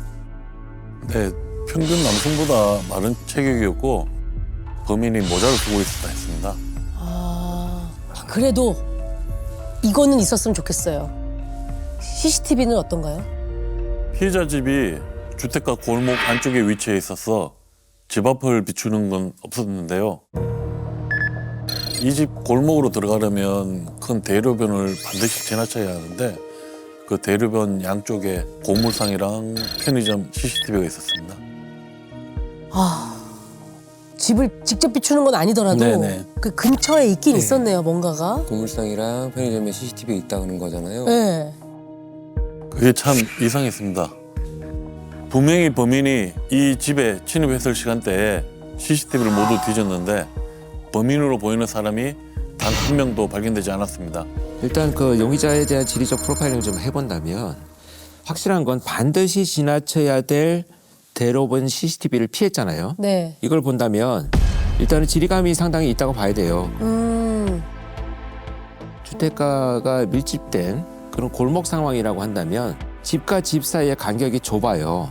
그래서 담벼락이나 옥상을 이용해서 이동을 했을 가능성도 있고 인근에 살거나 또는 과거에 살았기 때문에 지리적 특성을 훤히 알고 있는 이런 상황일 가능성이 가장 높아집니다. 그럼 범인이 이웃이거나 한때 네. 이웃이었거나 현장에 증거가 될 만한 나무 흔적 같은 건 없었나요? 있었습니다. 범인이 피운 담배꽁초를 바닥에 떡하니 버리고 왔더라고요. 어머. 피해자 몸에도 범인의 DNA가 그대로 남아 있었고요. 근데 이상한 게 하나 있었습니다. 화장실 창문이 뜯겨져 있는 걸로 봐서 거길 통해 침입한 걸로 추정됐는데 창문 털에 장갑판이 있는 겁니다. 담배꽁초 DNA는 남겨놓고 들어올 때도 장갑을 껴요? 아까 이게 나는 지문만 남기지 않으면 잡히지 않을 거야 라고 생각을 했던 걸까요? 아, 그럴 수도 있겠네요. 어떻게 그러지? 얘기를 들어보니 범죄를 저지를 때도 범인이 목장갑을 끼고 있었다고 했습니다. 피해자를 위협할 때 썼던 칼도 원래 피해자 집에 있던 칼이었는데 거기에도 장갑판이 남아 있었고요. 진짜로 지문만 없으면 된다고 생각한 것 같아요. DNA는 다 남겨놓고 지문만 숨겨? 이거는 대담하거나 어떻게 보면 좀 멍청하다고 저희가 생각할 수 있거든요. 그렇죠. 반대로 생각해보면 또 성폭행까지 내가 했으니 신고는 못할 거야 라고 또 이런 대범함이 또 있었던 걸까요? 그러면 그 범행을 저지른 어떤 순간에 그 목장갑도 잠깐이라도 벗지 않았을까요? 성범죄를 저지른 놈이? 그렇죠. 네. 근데 아마 이제 2008년이니까 당시에는 DNA로 잡힐 수 있다는 생각을 범인이 아마 못했을 가능성이 높아요. 일단 지금 상황으로 본다면. 근데 장갑을 낀 상태로 사실은 성범죄를 저지르는 전체의 과정에서 한 번도 벗지 않는 경우는 많지는 않아요. 그런데도 불구하고 범행 도중에 벗지 않았다는 진술을 나온 것을 본다면 범인 입장에서는 거기에 무슨 문신이나 흉터나 자기를 특정할 수 있는 어떤 특징이 좀 남아있지 않았을까, 이걸 가리려는 의도가 더 크지 않나라는 생각도 듭니다. 근데 진짜 생각지도 못한. 생각지 못했어요. 그런데 저희가 아까 담배꽁초도 있고 DNA가 있다고 하면 현장에 확실한 증거가 있는 거잖아요. 네. 그러면 생각보다 또 금방 잡을 수도 있지 않을까요? 일단 그렇게 간단히 해결될 사건이라면 오늘 형사님이 이 자리에 나오지 않으셨겠죠. 이 사건이 터지고 강력회 형사님들이 모두가 긴장에 휩싸입니다. 강력계 형사님들 모두가요? 네. 이거 또 연쇄로 이어지나요? 설마. 당시에 저희 관할서 강력팀 6팀이었는데 팀마다 하나씩 안고 있었던 사건이 있었는데요. 범인이 DNA가 모두 동일한 사건이었습니다. 그래서 저희도 DNA 결과를 초조하게 기다리면서 인근에 사는 수상한 사람들을 뒤지고 다녔는데 보름 후에 또 한 번 청천벽력과 같은 결과를 듣게 된 거죠. 그러니까 이게 팀 6개가 모두가 찾던 놈이었던 거네요. 야, 6개 팀이 동종 범인의 사건을 다 하나씩 갖고 있었다면 이미 앞에 그 사건들이 다 터졌다는 얘기잖아요. 최소. 그렇습니다. 하 형사님이 현장에 나갔던 사건은 침차 사건이 되고 맙니다. 그동안의 기록을 같이 한번 보시죠. 어머!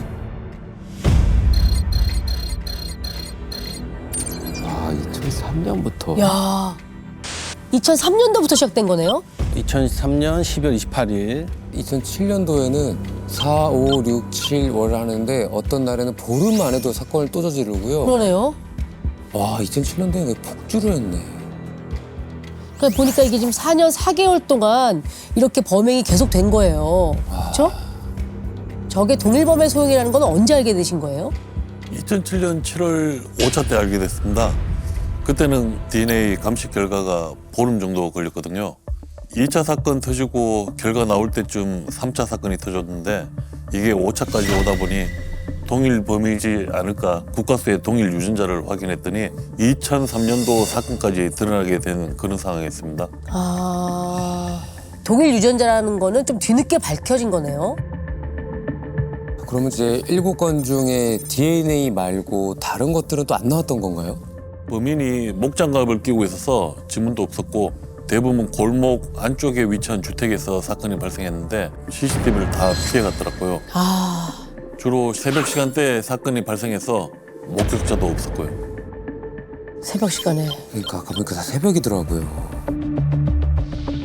피해자 분들 가운데서 이 범인을 목격한 분들도 없었나요? 얼굴을 가린 상태에서 무자비하게 폭행을 저질러서 얼굴을 직접 본 분은 없었습니다.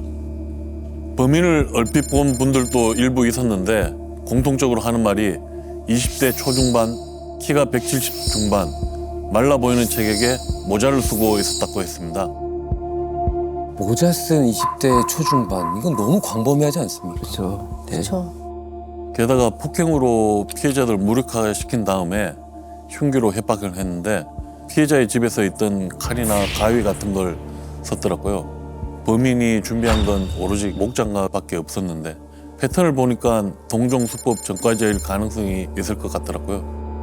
이런 경우에 보면 이제 그 절도보다 특수절도나 특수강도 형량이 훨씬 더 높잖아요. 그러다 보니까 보통 절도범들이 범행 도구를 갖고 다니지 않아요. 그래서 그 흉기 없이 빈손으로 들어갔다가 집안에 있는 흉기로 위협을 해서 성폭행을 했던 이런 패턴으로 봐서는 습관처럼 이제 절도 범죄를 저지르러 돌아다니는 그 용의자를 추적하는 것이 지금 우선순위가 돼야 될 것 같습니다. 그러니까 절도를 하러 들어갔다가 상황을 보고 성폭행이나 강간이라는 게 일어난 거다. 피해 금액은 어느 정도로 나온 건가요? 7차 사건 피해자는 그날 현금을 좀 많이 갖고 계셔서 110만 원 정도 뺏겼는데요. 만 원을 훔쳐가기도 하고 심지어 첫 번째와 두 번째 사건 같은 경우에는 피해 금액이 없었습니다. 돈이 될 만한 귀중품을 가져간 것도 아니더라고요. 훔치러 들어가서 귀중품을 가져가 나오지 않는다? 그거가 온전히 절도 목적으로 들어갔다라고 보기 좀 어렵지 않나요? 그렇게 따지면 이제 절도보다는 피해자가 돈이 있든 없든 성폭행이 주 목적으로 일단 침입을 했을 수 있다라고도 생각을 할 수 있는 거네요. 네. 절도범들 중에서 작물 때문에 체포되는 경우가 많기 때문에 오히려 현금 이외의 기금속은 안 가지고 가는 절도범들이 그것도 하나의 수법과 패턴이에요. 이런 걸 정황을 본다면 자기가 체포될 수 있는 뭐 작물이나 기금속은 아예 손도 대지 않는 절도 습성이 굉장히 높은 자다 이렇게 볼 수가 있겠죠. 그러면 일단은 전과가 있을 것으로 보는 게 맞겠네요.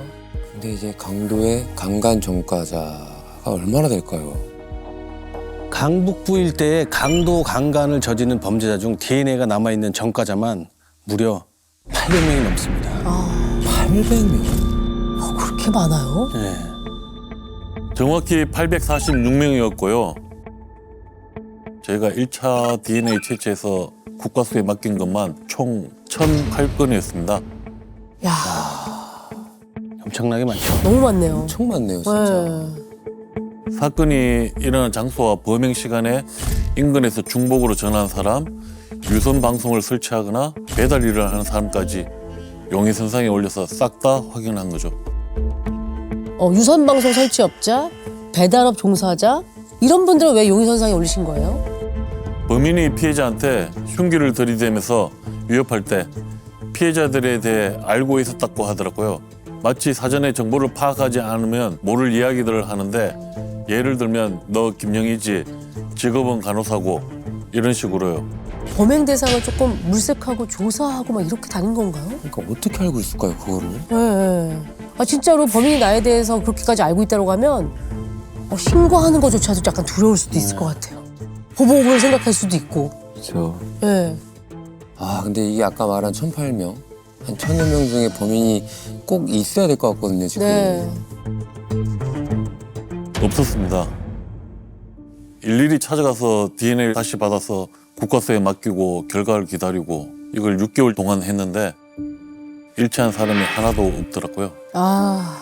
아니 그러면은 전과 있는 사람이 아니에요? 그러니까요. 그런 동종, 강도, 강간 했던 사람이 아니라는 거네요, 지금. 그러니까요. 그런데 그 무렵 하 형사님의 가슴이 철렁 내려앉는 일이 벌어집니다. 사건이 또 벌어졌더라고요. 새벽 시간에. 그래서 긴급으로 동일 유전자인지 확인해 달라고 했는데 또 그놈이 나타난 겁니다. 이번에도 아무것도 없었나요? DNA 말고? 네, 이번에도 없었습니다. 이건 뭐지? 도대체 이놈을 어떻게 잡아야 되는 거예요, 지금 이 상황에서는? 뭔가 가까이 있는 것 같은 느낌은 있는데. 뻗으면 잡힐 것 같은데 네. 어딘지를 모르겠는 거잖아요.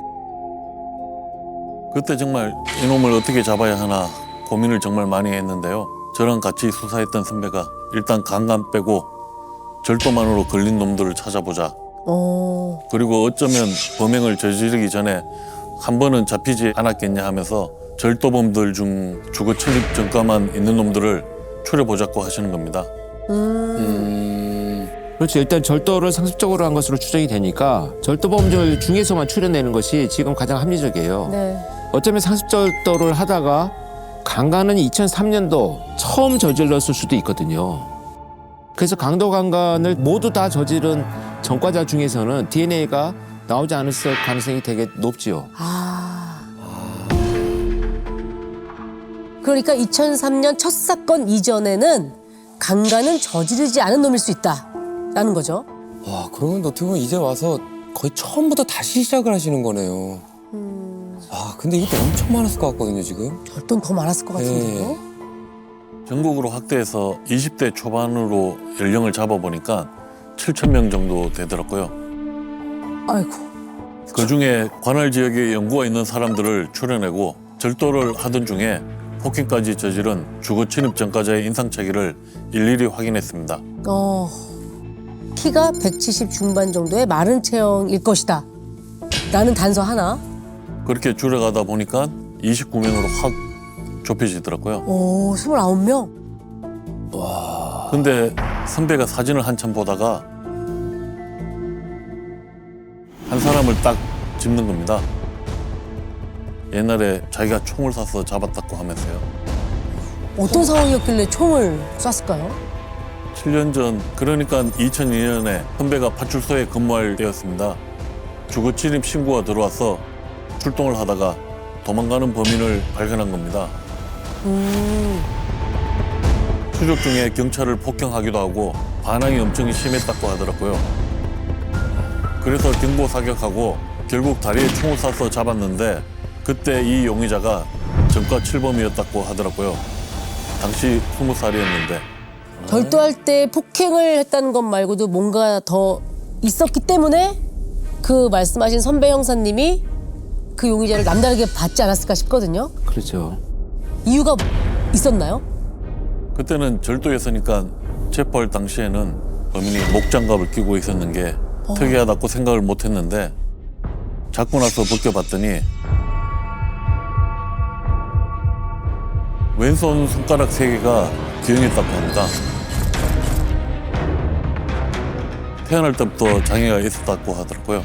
게다가 저희가 수감된 기록을 조회해보니 첫 번째 사건이 일어나기 전에 출소를 했고 첫 번째와 두 번째 사이 3년 4개월의 공백 기간에도 수감됐다 풀려나기를 반복한 게 확인되었습니다. 7,000명 중에 찾아낸 이 용의자를 지금부터 강 씨라고 부르겠습니다. 하 형사님은 강 씨의 주소지를 확인하고 범인임을 확신합니다. 확신? 사건이 주로 일어났던 지역에 이웃에 살고 있었나 봐요. 그러니까 CCTV 안 나오고 그거 지리에 밟고. 지리적으로 잘 특성을 잘 알고. 그쵸? 맞습니다. 심지어 7차 사건 현장과 불과 300m 떨어진 곳에 살고 있었습니다. 강간 전과는 없어서 처음에 용의선상에 올리지 못했던 게 뒤늦게 후회했었더라고요. 그럼 지금 주소지까지 안 상황에 바로 체포를 하셨습니까? 아무래도 전과가 많다 보니 DNA를 달라고 하면 선뜻 내놓지 않을 것 같더라고요. 그래서 현행범으로 잡든 아니면 DNA를 몰래 확보하든 둘 중에 하나는 해보자고 하고 잠복에 들어갔습니다. 그래서 수상한 움직임을 좀 포착하셨나요? 낮엔 꼼짝도 안 하는 겁니다. 늦은 밤이 돼서야 나오는데 뒤쫓아가면 친구들 만나서 술 마시거나 PC방에 가는 게 다였고요. 그래서요? 밤에는 강씨 쫓아다니고 낮엔 그 주택 앞에 나오는 쓰레기를 싹 수거해서 DNA가 나올 만한 쓰레기를 골라내 국과수에 맡기기를 반복하다 보니까 일치하는 게 나오는 겁니다.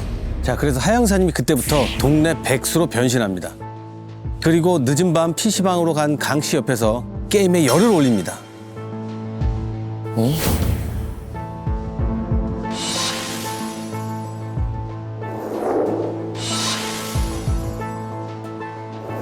아니 범인이 눈앞에 있는데 게임을 하셨다고요? 아니, 그러니까 또 뭔가를 할 게 있나요? 왜냐면 우리가 늘 DNA가 일치하면 그쵸, 이건 그쵸. 거의 끝자락의 끝인데. 네. 체포하면 될 것 같거든요. 네. DNA까지 나왔고. 자, 근데 이 DNA가 범인한테 직접 받아낸 게 아니잖아요. 용의자한테. 그렇죠. 동일한 DNA가 확보됐지만 이 쓰레기가 어느 집 쓰레기에서 나온지를 지금 확인이 안 되는 거예요. 그러니까 증거 능력이 없는 거죠. 맞습니다. 당시에 PC방에서도 흡연이 가능했기 때문에 강 씨가 담배를 피우지 않을까 싶어서 게임하는 척하면서 계속 봤죠. 담배 피울 때마다 몰래 사진도 찍어놨고요. 그러다가 새벽에 강 씨가 자리를 뜨자마자 담배 꽁초를 수거해서 국과수에 맡겼습니다. 자, 그렇다면 이제 국가수 결과만 나오면 되겠네요. 설마 또 다른 반전이 있는 건 아니죠? 결과는 뭐 다들 예상하신 것처럼 일치했고요. 체포 직전에 반전보다는 걱정이 좀 있었습니다. 강 씨가 어린 자녀와 아내랑 당시 같이 살고 있었거든요. 저희도 인적사항 확인하고 어떻게 체포해야 할지 고민을 좀 했습니다. 선배가 총을 쏠 수밖에 없었을 정도로 날새고 반응도 심하다고 해서 혹시나 강 씨 가족들이 다치는 일이 생겨서는 안 될 것 같더라고요. 그래서 골목에서 나오길 기다리다 강 씨가 집에서 나오자마자 저 포함해서 4명의 형사가 달려들었는데요. 순간 아찔하더라고요. 제가 태권도 4단인데 힘으로 밀려본 게 처음이었습니다. 손목에 수갑이 채워졌는데도 계속 팔을 휘두르면서 왜 죄 없는 사람을 잡아가는 겁니까? 하고 소리를 질렀습니다. 아이고, 죄가 없다는 뜻을 모르나? 저희도 처음엔 금방 자백할 거라고 생각했습니다. 첫 신문 때 DNA 얘기 2번 꺼냈더니 갑자기 고개를 푹 숙이고는 시간을 좀 달라고 하더라고요. 그리고 한 10분 정도 지나서 자필 진술을 하겠다고 하는 겁니다. 1시간 동안 쭉 적는데 강간 6건, 절도 6건을 적어내더라고요. 6건요? 강간 6건? 뭐 일단 형사님이 현장에 나간 것만 그게 7차 사건이었는데 그렇죠. 이걸 또 무슨 헛소리를 하는 거죠? 자백을 할 것처럼 해놓고? 그래서 바로 강 씨가 적은 주소지로 갔습니다. 거짓말인 걸 알면서요. 몇 군데 돌다가 거짓 자백한 게 하나 둘씩 들통나니까 바로 경찰서로 다시 가자고 하더라고요. 그래서 이번에는 제대로 불던가요? 아니요. 엉뚱한 사건을 얘기하는 겁니다. 신고도 들어와 있지 않은 사건을요. 야, 이거 또 뭐지? 본인도 본인 DNA가 어디 있는지를 그거 알고 하는 것 같지 않아요? 잊어먹고 헷갈리고 있는 것 같아요, 지금. 아니면 추가 범행이 또 있었던 거예요? 네. 피해자분들 중에 이사를 가신 분도 있고 해서 확인하는데 시간이 좀 걸렸는데요. 특수강간 10건, 야간 주거 침입절도 40건을 불었습니다. 아휴.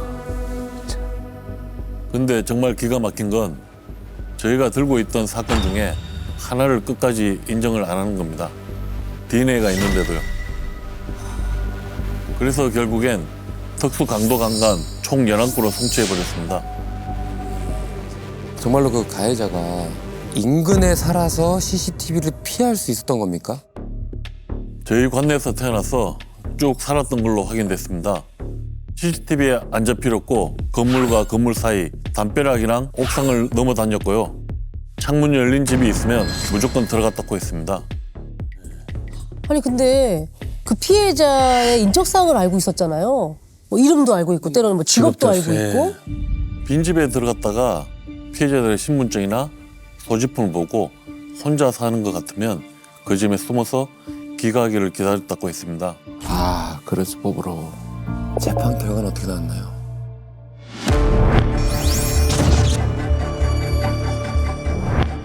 (20년) 선고받았습니다.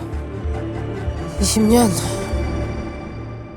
때는 2009년 4월 이찬호 형사님을 필두로 특별수사 전담팀이 결성이 됩니다. 특별수사 전담팀이요? 네.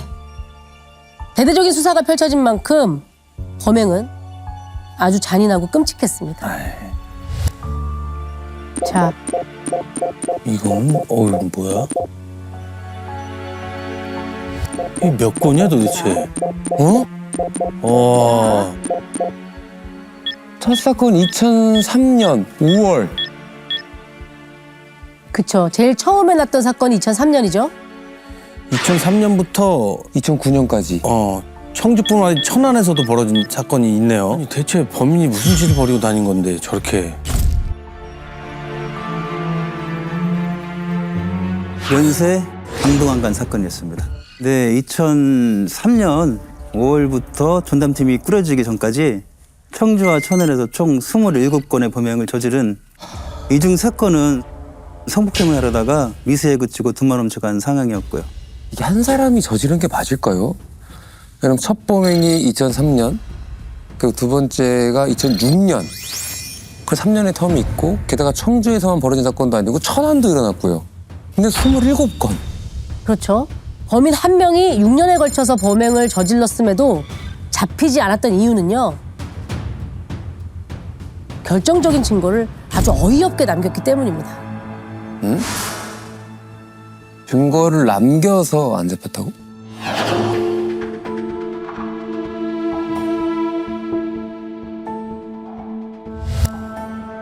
첫 번째, 세 번째, 14번째, 16번째, 27번째 사건.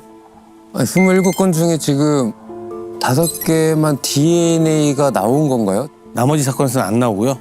네, 맞습니다. 첫 번째 사건 현장에서 나온 DNA가 세 번째 발생한 천안 사건과 동일한 유전자로 확인되면서 청주와 천안 사건들을 취합할 수 있었는데요. 사실 저 DNA도 피해자들의 신체 일부에 남아있던 범인의 침으로 채취할 수 있었던 겁니다. 범인이 피임 기구인 콘돔을 착용하고 범행을 저지른 데다 대부분의 피해자들을 강제로 샤워를 시킨 상황이었습니다. 못 잡을 줄 알고 아마 저렇게 한 것 같은데 저 어이가 없네요. 네. DNA가 나오지 않았던 나머지 22건의 경우에 콘돔을 썼다는 것 이외에 다른 유사한 점들이 뭔가 있었기 때문에 같이 취합을 했을 것 같거든요. 야, 유사한 수법만으로. 네. 일단 사건 발생 지역 특성과 침입한 루트가 비슷했습니다. 대부분 원룸촌이었고요. 건물 내부에 설치된 가스배관이나 배수로를 타고 올라갈 수 있는 구조였어요. 그래서 주로 2, 3층에 혼자 사는 여성들이 피해를 입었고요. 범행 시간대도 새벽 3시에서 5시 사이에 가장 많이 벌어졌습니다. 피해자들이 무방비 상태로 깊은 잠에 들었을 무렵에 들이닥쳐서 이불로 얼굴을 뒤집어 씌우거나 흉기를 들이대면서 얼굴은 보지 말라고 위협하는 바람에 피해자들이 범인이 어떻게 생겼는지를 보지 못한 상황이었습니다. 그래서 다들 범인을 키가 작은 20대 또는 30대 초반의 남성으로 어렴풋이 기억하고 있었고요. 잠결에 그런 일 당했으니 뭐 꼼짝도 못하고 당하는 거죠. 그렇죠. 그리고 이때가 2003년에서 2009년도면은 CCTV도 진짜 거의 없었을 네. 때란 말이에요. 맞아요. 또 그 새벽 시간이라 그 시간대에 또 목격자가 있을 리도 없고. 그렇죠. 네. 네, 맞습니다. 범인을 특정할 수도 없는 상황인데요. 보셨다시피 관할서가 다르다 보니 2007년까지만 해도 동일 범이라고는 생각도 못하고 있었던 상황이었습니다. 2008년 3월부터 청주에서 연이어 사건이 터지면서 저희 청주 지역 형사들이 사건 발생 주변에서 목검문을 하게 됐던 이 겁니다. 목검문이 이제 범행이 발생한 시간대를 전후해서 설치가 되거든요. 그러면 범행 추정 시간대에 이상한 행동을 하는 수상한 자들이라도 체크라도 하려고 그런 심정으로 이제 아마 했을 것 같고요. 검문이 아니었다면 사실은 이보다 더 많은 사건이 터졌을 수 있어요. 왜냐하면 그 지역에 범인이 있다면 경찰이 지금 추적하고 뭔가 지금 나의 흔적을 가지고 수사를 한다는 것을 이제 저희가 볼 수 있기 때문에 결과적으로는 범행을 좀 다소 억제하지 않았나 하는 생각이 좀 들긴 합니다. 이 형사님의 특별수사 전담팀이 사건 기록을 샅샅이 분석합니다. 그런데 사건 중에 좀처럼 이해되지 않는 범인만의 특이점을 찾아냅니다. 특이점? 그게 뭐죠? 피해자들 중에 혼자 사는 여성만 있었던 게 아니었습니다. 친구랑 둘이 사는 여성 집에 2번이나 찾아가 범행을 저지르기도 하였고요. 가정이 있는 피해자도 있었습니다. 네, 옆에서 친구가 자고 있는데 범행을 하기도 하고 엄마 옆에 잠든 아이를 범인이 토닥거리면서 범행을 저질렀다. 이런 기록들이 있는 겁니다. 아니 그때 그러면 그때 당시 그 남편도 있었을 거 아니에요? 애만 있었나? 남편은 없었던 건가? 없었습니다. 남편과 주말 부부였었거든요. 네. 다 알고 들어갔네 계획하고. 그 범인이 대체 그 집에 남편이 없다는 사실을 어떻게 알고 들어갔는지 의아하더라고요. 하필 범행 당일에 남편이 집에 없다? 이거는 좀 너무 우연치고는 우연보다는 더 계획에 가깝게 느껴지거든요. 계획이 지금. 가깝지. 이거는 다 알고 들어간 걸 수도 있어. 근데 사실 범인 입장에서 굉장히 위험도가 높아요. 2명 이상 있다라고 하는 것은. 그걸로 봐서는 거주자가 정말 몇 명인지 또는 구성원이 어떻게 되는지 아주 디테일한 정보를 다 미리 물색을 해서 범행 대상을 선정하고 범행을 저지른 것 같지는 않아 보입니다. 사실 범행에 노출될 수 있는 위험성이 굉장히 높은 범죄예요. 네. 그럼에도 불구하고 계속 범행을 저질렀다라고 하는 것은 정확하진 않지만 성인 남성의 부재를 확인이 됐다. 이렇게 봐야 되겠죠. 아니 그러니까요. 그걸 어떻게 알았지? 뭔가 이제 이런 범죄 흔히 말해 저 같은 많이 저지른 놈이 아닌가 싶기도 하거든요. 그래서 전담팀은 우선 DNA를 남겼던 첫 번째 사건이 벌어진 2003년 초부터 동종 범죄로 검거된 전과자들의 리스트를 모두 받아서 20대부터 30대까지만 추려보았는데요. 무려 12,800명이었다고 합니다. 추렸는데 12,800명 있다는 거 아니에요? 저는 일단 이 숫자에 놀랐고요. 숫자에 놀란 거예요. 나는. 12,800 그렇게 많다고요? 그렇게 많은 범죄자들을 일일이 그럼 다 확인해야 되는 거예요? 그 당시 5건의 현장에서 채취한 DNA와 일치하는지 모두 확인에 들어갔습니다. 피해자분들이 범인은 왜 이렇게 명칠이 기냐고 죽고 싶은데 마음대로 안 된다. 제발 좀 빨리 잡아달라. 그러시는데 저희도 사실 속이 많이 타들어갔었습니다. 속이 타지요 진짜.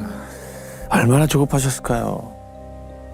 그래서 낮에는 동종 전과자들의 DNA를 채취해서 국가수에 맡기고 저녁에는 예상 범행 지역에 구역을 나눠 잠복에 들어가기 시작합니다. 근데 아까 전에 병사님께서 교대도 없이 101일 동안 밤새 잠복을 하셨다고 하셨잖아요. 그럼 그거는 범행 지역이 넓어서 그렇게밖에 할 수 없었던 건가요? 그러게 밤새 차 안에서 혼자 버티기는 힘드셨을 텐데. 그렇죠. 그때 당시 전담팀이 총 5명이었습니다. 수사 대상 12,800명, 전담팀 5명. 100명이라도 모자랄 판인데 와 5명 갖고 어떻게 하셨대? 이 사건에만 모두 매달릴 수는 없었으니까요. 그렇죠. 네, 사실상 5명 중에서도 잠복 가능한 인원은 저희 선배 형사님, 그다음에 이 동생, 저 이렇게 셋이었습니다. 네, 그래서 저희 대신 24시간 대기조를 현장에 좀 이렇게 던져놓기로 했어요. 24시간 대기조요? 그 누구인데요? 누군데 대기조가 있는 거죠? 형님이 카메라를 설치해 보자 하시더라고요. 당시엔 CCTV가 거의 없었을 때니까요. 그렇죠. 그동안 사건이 가장 많이 일어났던 지역에 몰래 세워놔 보는 게 어떻겠냐고 하면서 형님이 아는 폐차장에 연락해서 차까지 구해 오셨더라고요. 거기다 카메라를 설치하자면서요. 그래서 선배랑 저도 사비로 카메라를 샀죠. 근데 그게 저희한테는 독이 돼서 돌아오더라고요. 어? 왜 그러지? 왜요? 범인이 눈치챘나? 저희를 보는 시선이 자극이 좀 생겼습니다. 잡지도 못하면서 전에 편하게 일한다는 소문이 그때부터 이렇게 돌기 시작했기 때문에. 그렇죠. 아이고. 모든 사람들은 그렇게 얘기를 하죠. 인력이 없어서 사비들에서 카메라까지 설치했는데 그건 좀 그렇다. 근데 사실 그런 불만이 나올 만도 했었습니다. 왜냐하면 저희가 이제 점심을 먹잖아요. 그러면 카메라를 싹 수거를 합니다. 메모리 카드를. 그래서 사무실에서 분석을 하고 저녁에 또 경찰서를 퇴근해 버리니까 왜? 잠복을 서야 되기 때문에. 예. 몇 시간 사무실에 있다가 사라지니까 도대체 사건은 해결은 안 하고 뭐 하냐. 너무 쉽게 근무하는 거 아니냐 이렇게 말이 던 겁니다. 아 생소하니까. 네. 각자 차에서 전날 저녁부터 다음날 아침까지 꼬박 잠복하다가 집에서 4시간 정도 잠깐 자다가 카메라 회수해서 사무실로 갔던 건데 아무도 몰랐죠.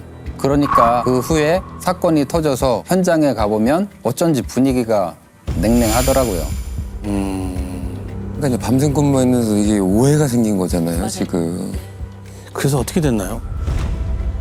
저희가 셋밖에 없다 보니 부대는 꿈도 못 꾸고 서로 길목마다 각자 잠복을 했었는데 형님이 엉뚱하게 사건들을 자꾸 물어오시더라고요. 잠복하다 보면 참 별일이 다 있더라고요. 한 번은 잠복 중에 보급 필용차가 이렇게 들어옵니다.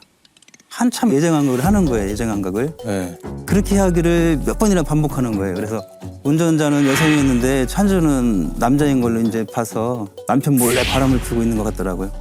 그리고 한 번은 이제 저희들이 잠복을 오래 쓰잖아요. 잠복을 쓰는데 바로 앞에 처트리범들이 차례차례 털고 나옵니다. 저희들 차까지. 네, 그래서 점점 제 차로 오는데 저는 지나가라 했는데 차를 막 땡기는 거예요. 막 따려고. 그래서 가만히 있어도 억지로 따려고 그래서 약간 내려서 이제 인기척을 냈습니다. 그랬더니 이렇게 도망가더라고요. 그러니까 안에 이제 우리 형사님이 형사님이 있는 것도 모르고. 모르고. 네. 잠복을 들키면 안 되는 게 더 중요했기 때문에 그렇죠. 그게 소문이 나니까. 네, 그런 선택을 하신 거죠. 그러면 차터리범 안 잡았어요? 그래서 저희들이 몰래 따라가가지고 그때 7명을 잡아서 지구대에 연락해서 인계를 했습니다. 네, 현장에서는 못 잡고 그쵸. 그렇죠. 네, 따로 이제 체포를 했었고. 인계하고 걸려야 할 건 안 걸리고 나타날 사람 안 나타나고. 근데 또 그 와중에 그 범인을 또 잡긴 계속 잡으셨네요. 밤샘 잠복을 2달 넘게 강행군으로 하다 보니 체력이 말도 못하게 뚝 떨어지더라고요. 아, 그렇죠. 근데 형님이 어느 날 갑자기 출근을 안 하시는 겁니다. 이 형사님 추억 쓰러지셨나? 왜? 아, 왜? 뭔 일 있으셨나? 평소에도 형사는 체력이 중요하다고 입버릇처럼 말씀하시더니 그때도 꼬박 밤새고 운동하러 가셨다가 팔이 부러져 병원에 갔더라고요. 아이고. 피곤해서 발을 헛디뎠다고 하시면서요. 그러니까 이제 피곤하시니까 운동을 해서 내가 좀 단련해야 또 이럴수록 운동해야 된다. 해야 된다. 잠복 근무도 해야 되고 그게 또 역효과가 나시고 네. 또 다치셨구나. 그래서 그날 병원에 하루만 있다가 오라고 했는데 생각지도 못한 일이 터진 거죠. 생각지도 못한 일. 일이면 그날 또 사건이 뭐가 났나 보다.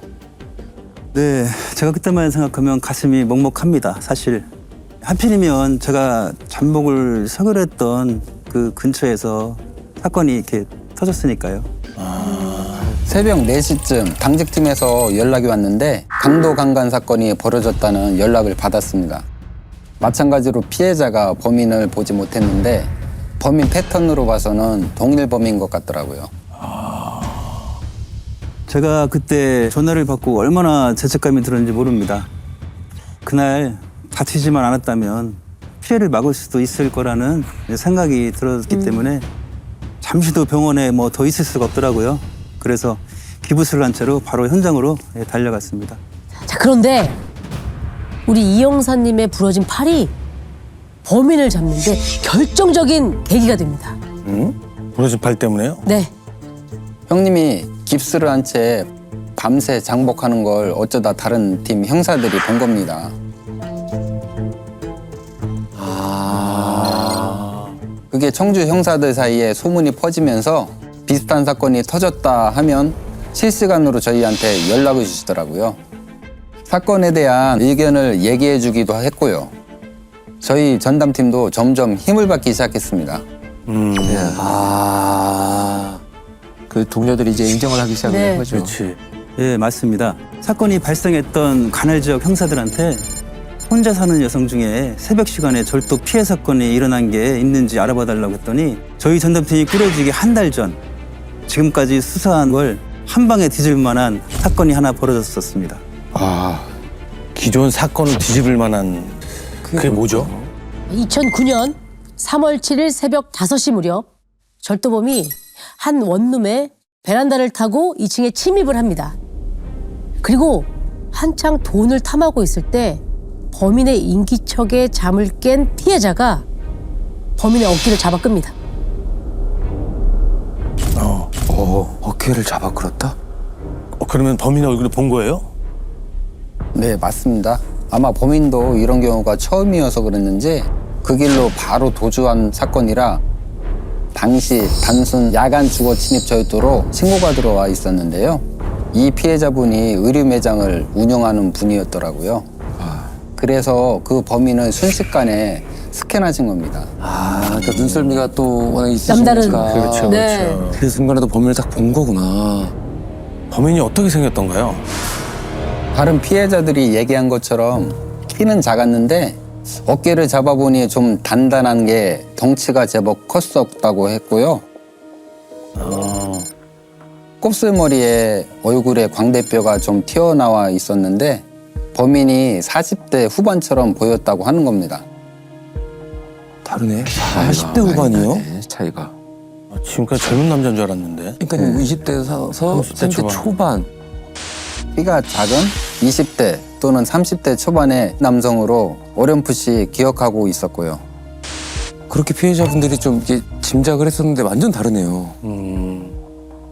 사실 이 성범죄 피해자들의 진술을 들어보면 범행 당시의 충격이나 공포, 두려움 이런 심리적 변화 때문에 제대로 진술하지 못하는 경우들이 훨씬 더 많고 짐작으로만 연령을 추정하는 경우들이 많이 생겨요. 그런데 지금 이 사건 같은 경우는 침입 경로라든지 또는 범행 시간대가 유사한 걸로 봐서는 절도 사건의 목격자의 진술이 훨씬 더 정확한 것으로 판단을 해야 될 것 같아요. 저희도 절도 사건 피해자를 만나서 얘기를 듣는 순간 왜 지금까지 우리가 나이를 따졌을까 싶은 그렇죠. 겁니다. 12,000명이 넘는 동종전과들 DNA 중에 동일 유전자가 단 한 명도 나오질 않아서 정말 허탈했는데 왜 나오지 않았는지를 알겠더라고요. 그래서 그때부터 지역 내 40대 후반의 동종전과들 DNA를 다시 채취하면서 다시 잠복을 들어갑니다. 네. 네. 큰 전환점이 됐네요. 그렇죠. 40대 후반이었다니 참. 그리고 우리 형사님들은 이 수사 방향을 완전히 틀어버립니다. 그동안 범인이 나타날 지역을 매번 바꿔가면서 잠복할 장소를 옮겨 다녔었는데요. 수사력을 더 이상 분산시키지 않고 장시간 뻗치기를 시작합니다. 한 군데서 뻗치게 했다는 거 아닙니까? 네네.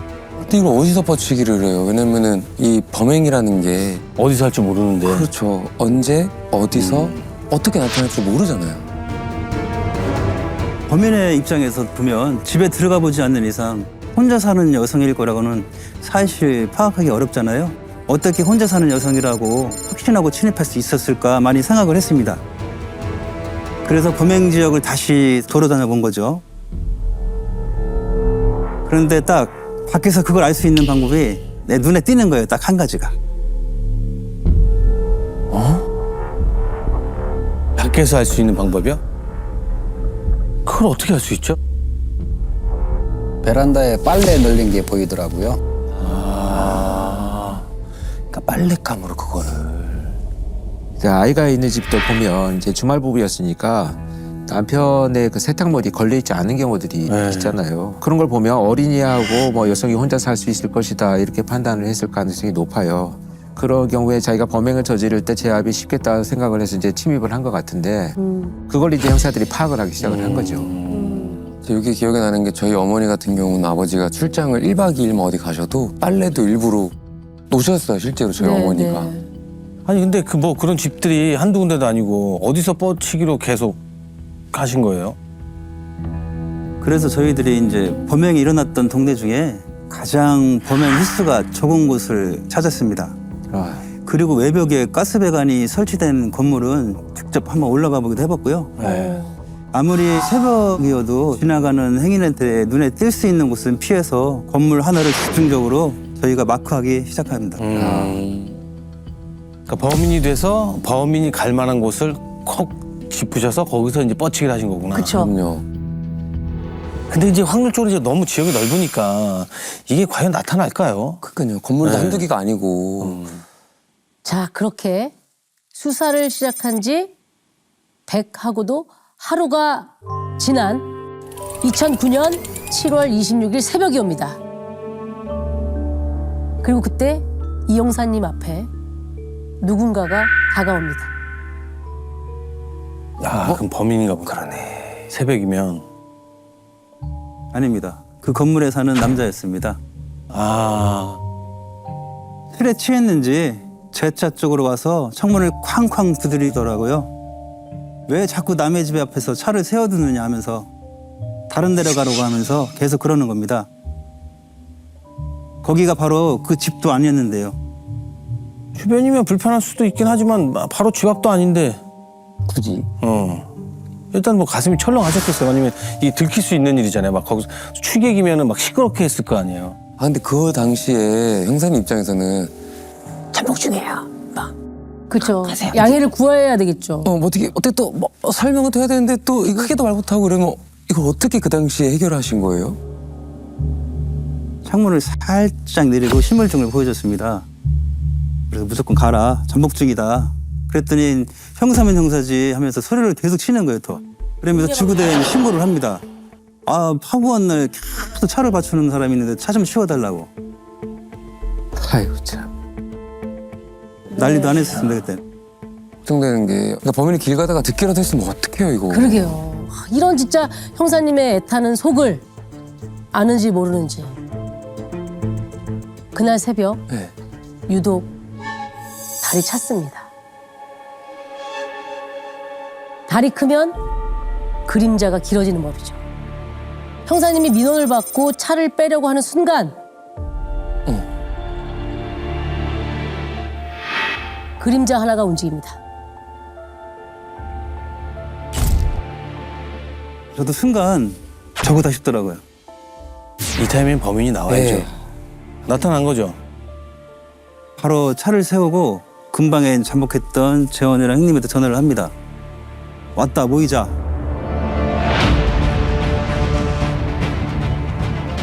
그리고 차에서 내리면서 문을 살짝 닫았는데 갑자기 쿵 소리가 들리는 겁니다.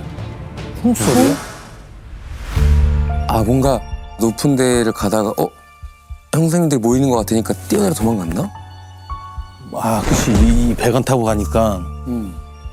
맞습니다. 그래서 그 그림자가 달려가는 쪽으로 무조건 따라붙었죠. 야, 이 형사님이 직감으로 딱.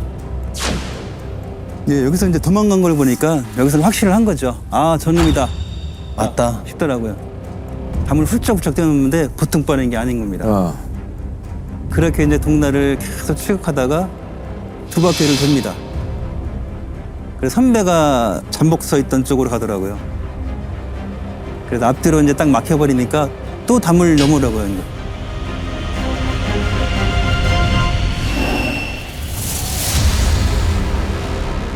그때 제가 3단봉으로 다리를 쳤죠. 이렇게.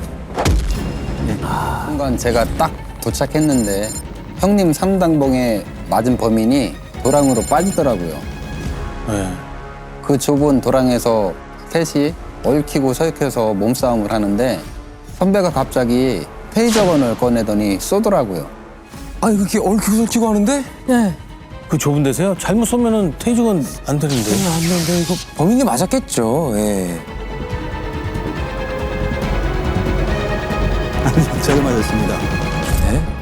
아, 테이저건을요? 예. 그게 이제 빗나갔던지 테이저건을 맞은 줄도 모르고 제가 수갑 채우는 데만 이제 신경이 쏠려 있었습니다. 그때 당시. 아, 야, 테이저건을 이겨내셨다고요? 그 느낌은 느낌은 났습니다. 끝나고 나서 이제 아픔이 왔겠지. 그때 아직 모르고. 그 자리에서 바로 자백을 하던가요? 그럴 리가요. 무조건 안 했습니다. 안 했다. 난 건물에 올라가지도 않았다. 또 강간은 무슨 강간이냐 하면서 부인했습니다. 그럼 20분 동안 왜 싸운 거야? 그러니까. 야, 그때 도망가다가 버린 장막까지 희수하고 뭐 주머니에서 콘돔 네. 까지 발견했는데 뭐 끝까지 부인했습니다. 네. 그렇겠죠. 뻔하죠. DNA가 지금 있잖아요. 지금 발표해가지고 무슨 소용입니까, 솔직히. 그렇습니다. 드디어 이 악랄한 범인의 이름을 부를 수 있게 됐습니다. 지금부터 연쇄 강도 강간범 이 씨라고 부르겠습니다. 이 씨는요, 가정이 있는 가장이었습니다. 더 놀라운 건 이 범행을 저지르고 다녔던 이 지역의 인근 웨딩홀에서 영업부장으로 멀쩡하게 직장 생활도 하고 있었어요. 그 인근에요. 네. 아, 어떻게 보면 빨래도 그렇지만은 거기서 영업부장을 하니까 어느 정도 동네에 돌아가는 소식은 다 알 거 아니에요. 그렇죠. 야, 이 쓰레기 같은. 가장에다가 웨딩홀의 영업부장? 야, 진짜 어떻게. 27번을 이놈이 다 한 거 아니에요, 지금. 그렇죠. 그렇죠. 놀랍게도. 아, 이거는 말이 안 된다, 이건 진짜. 지금 가면을 쓰고 있었네요, 진짜로. 자기는 가장이고. 겉으로 보기엔 아무 문제가 없는 평범한 40대 가장이죠. 자식도 있는 사람이 왜 그런 짓을 했냐고 물었더니 자기도 모르게 갑자기 욕구가 생기면 자다가도 벌떡 일어나서 나갔다고 하더라고요. 자다가 말고 벌떡 일어나서 간다는. 이게 말이 돼. 남 얘기하듯이 얘기하고 앉았어. 그러면서 콘돔을 왜 썼는지도 얘기를 했는데 저희는 DNA 안 남기려고 했다거나 피임을 하려고 했을 거라고 생각을 했는데 자기가 혹시 성병에 걸릴까 싶어서 썼다고 했습니다. 아 진짜 이기적인 그냥. 가정이 있다고 그랬잖아요. 네. 부부 관계도 해야 되니까. 그렇죠. 만약에 혹시 성병 올마오면 면, 아내가 알게 될 거니까. 야, 이게 진짜 더러운 병진보다도 이 정도면 당연히 전과도 있었을 것 같은데요. 네, 특수강도관관으로 징역을 살도 왔어요. 그렇겠죠. 네. 언젠가는 잡혔을 놈이었죠. 저희가 정확히 DNA가 몇 건이나 확보됐는지 알려주지 않았더니 신고가 들어오지 않았던 추가 범행까지 모두 야. 풀어서 총 32건이 인정됐습니다. 야, 지 욕망치 하려고 저런 짓을 하냐. 아유. 야, 저 죄값은요?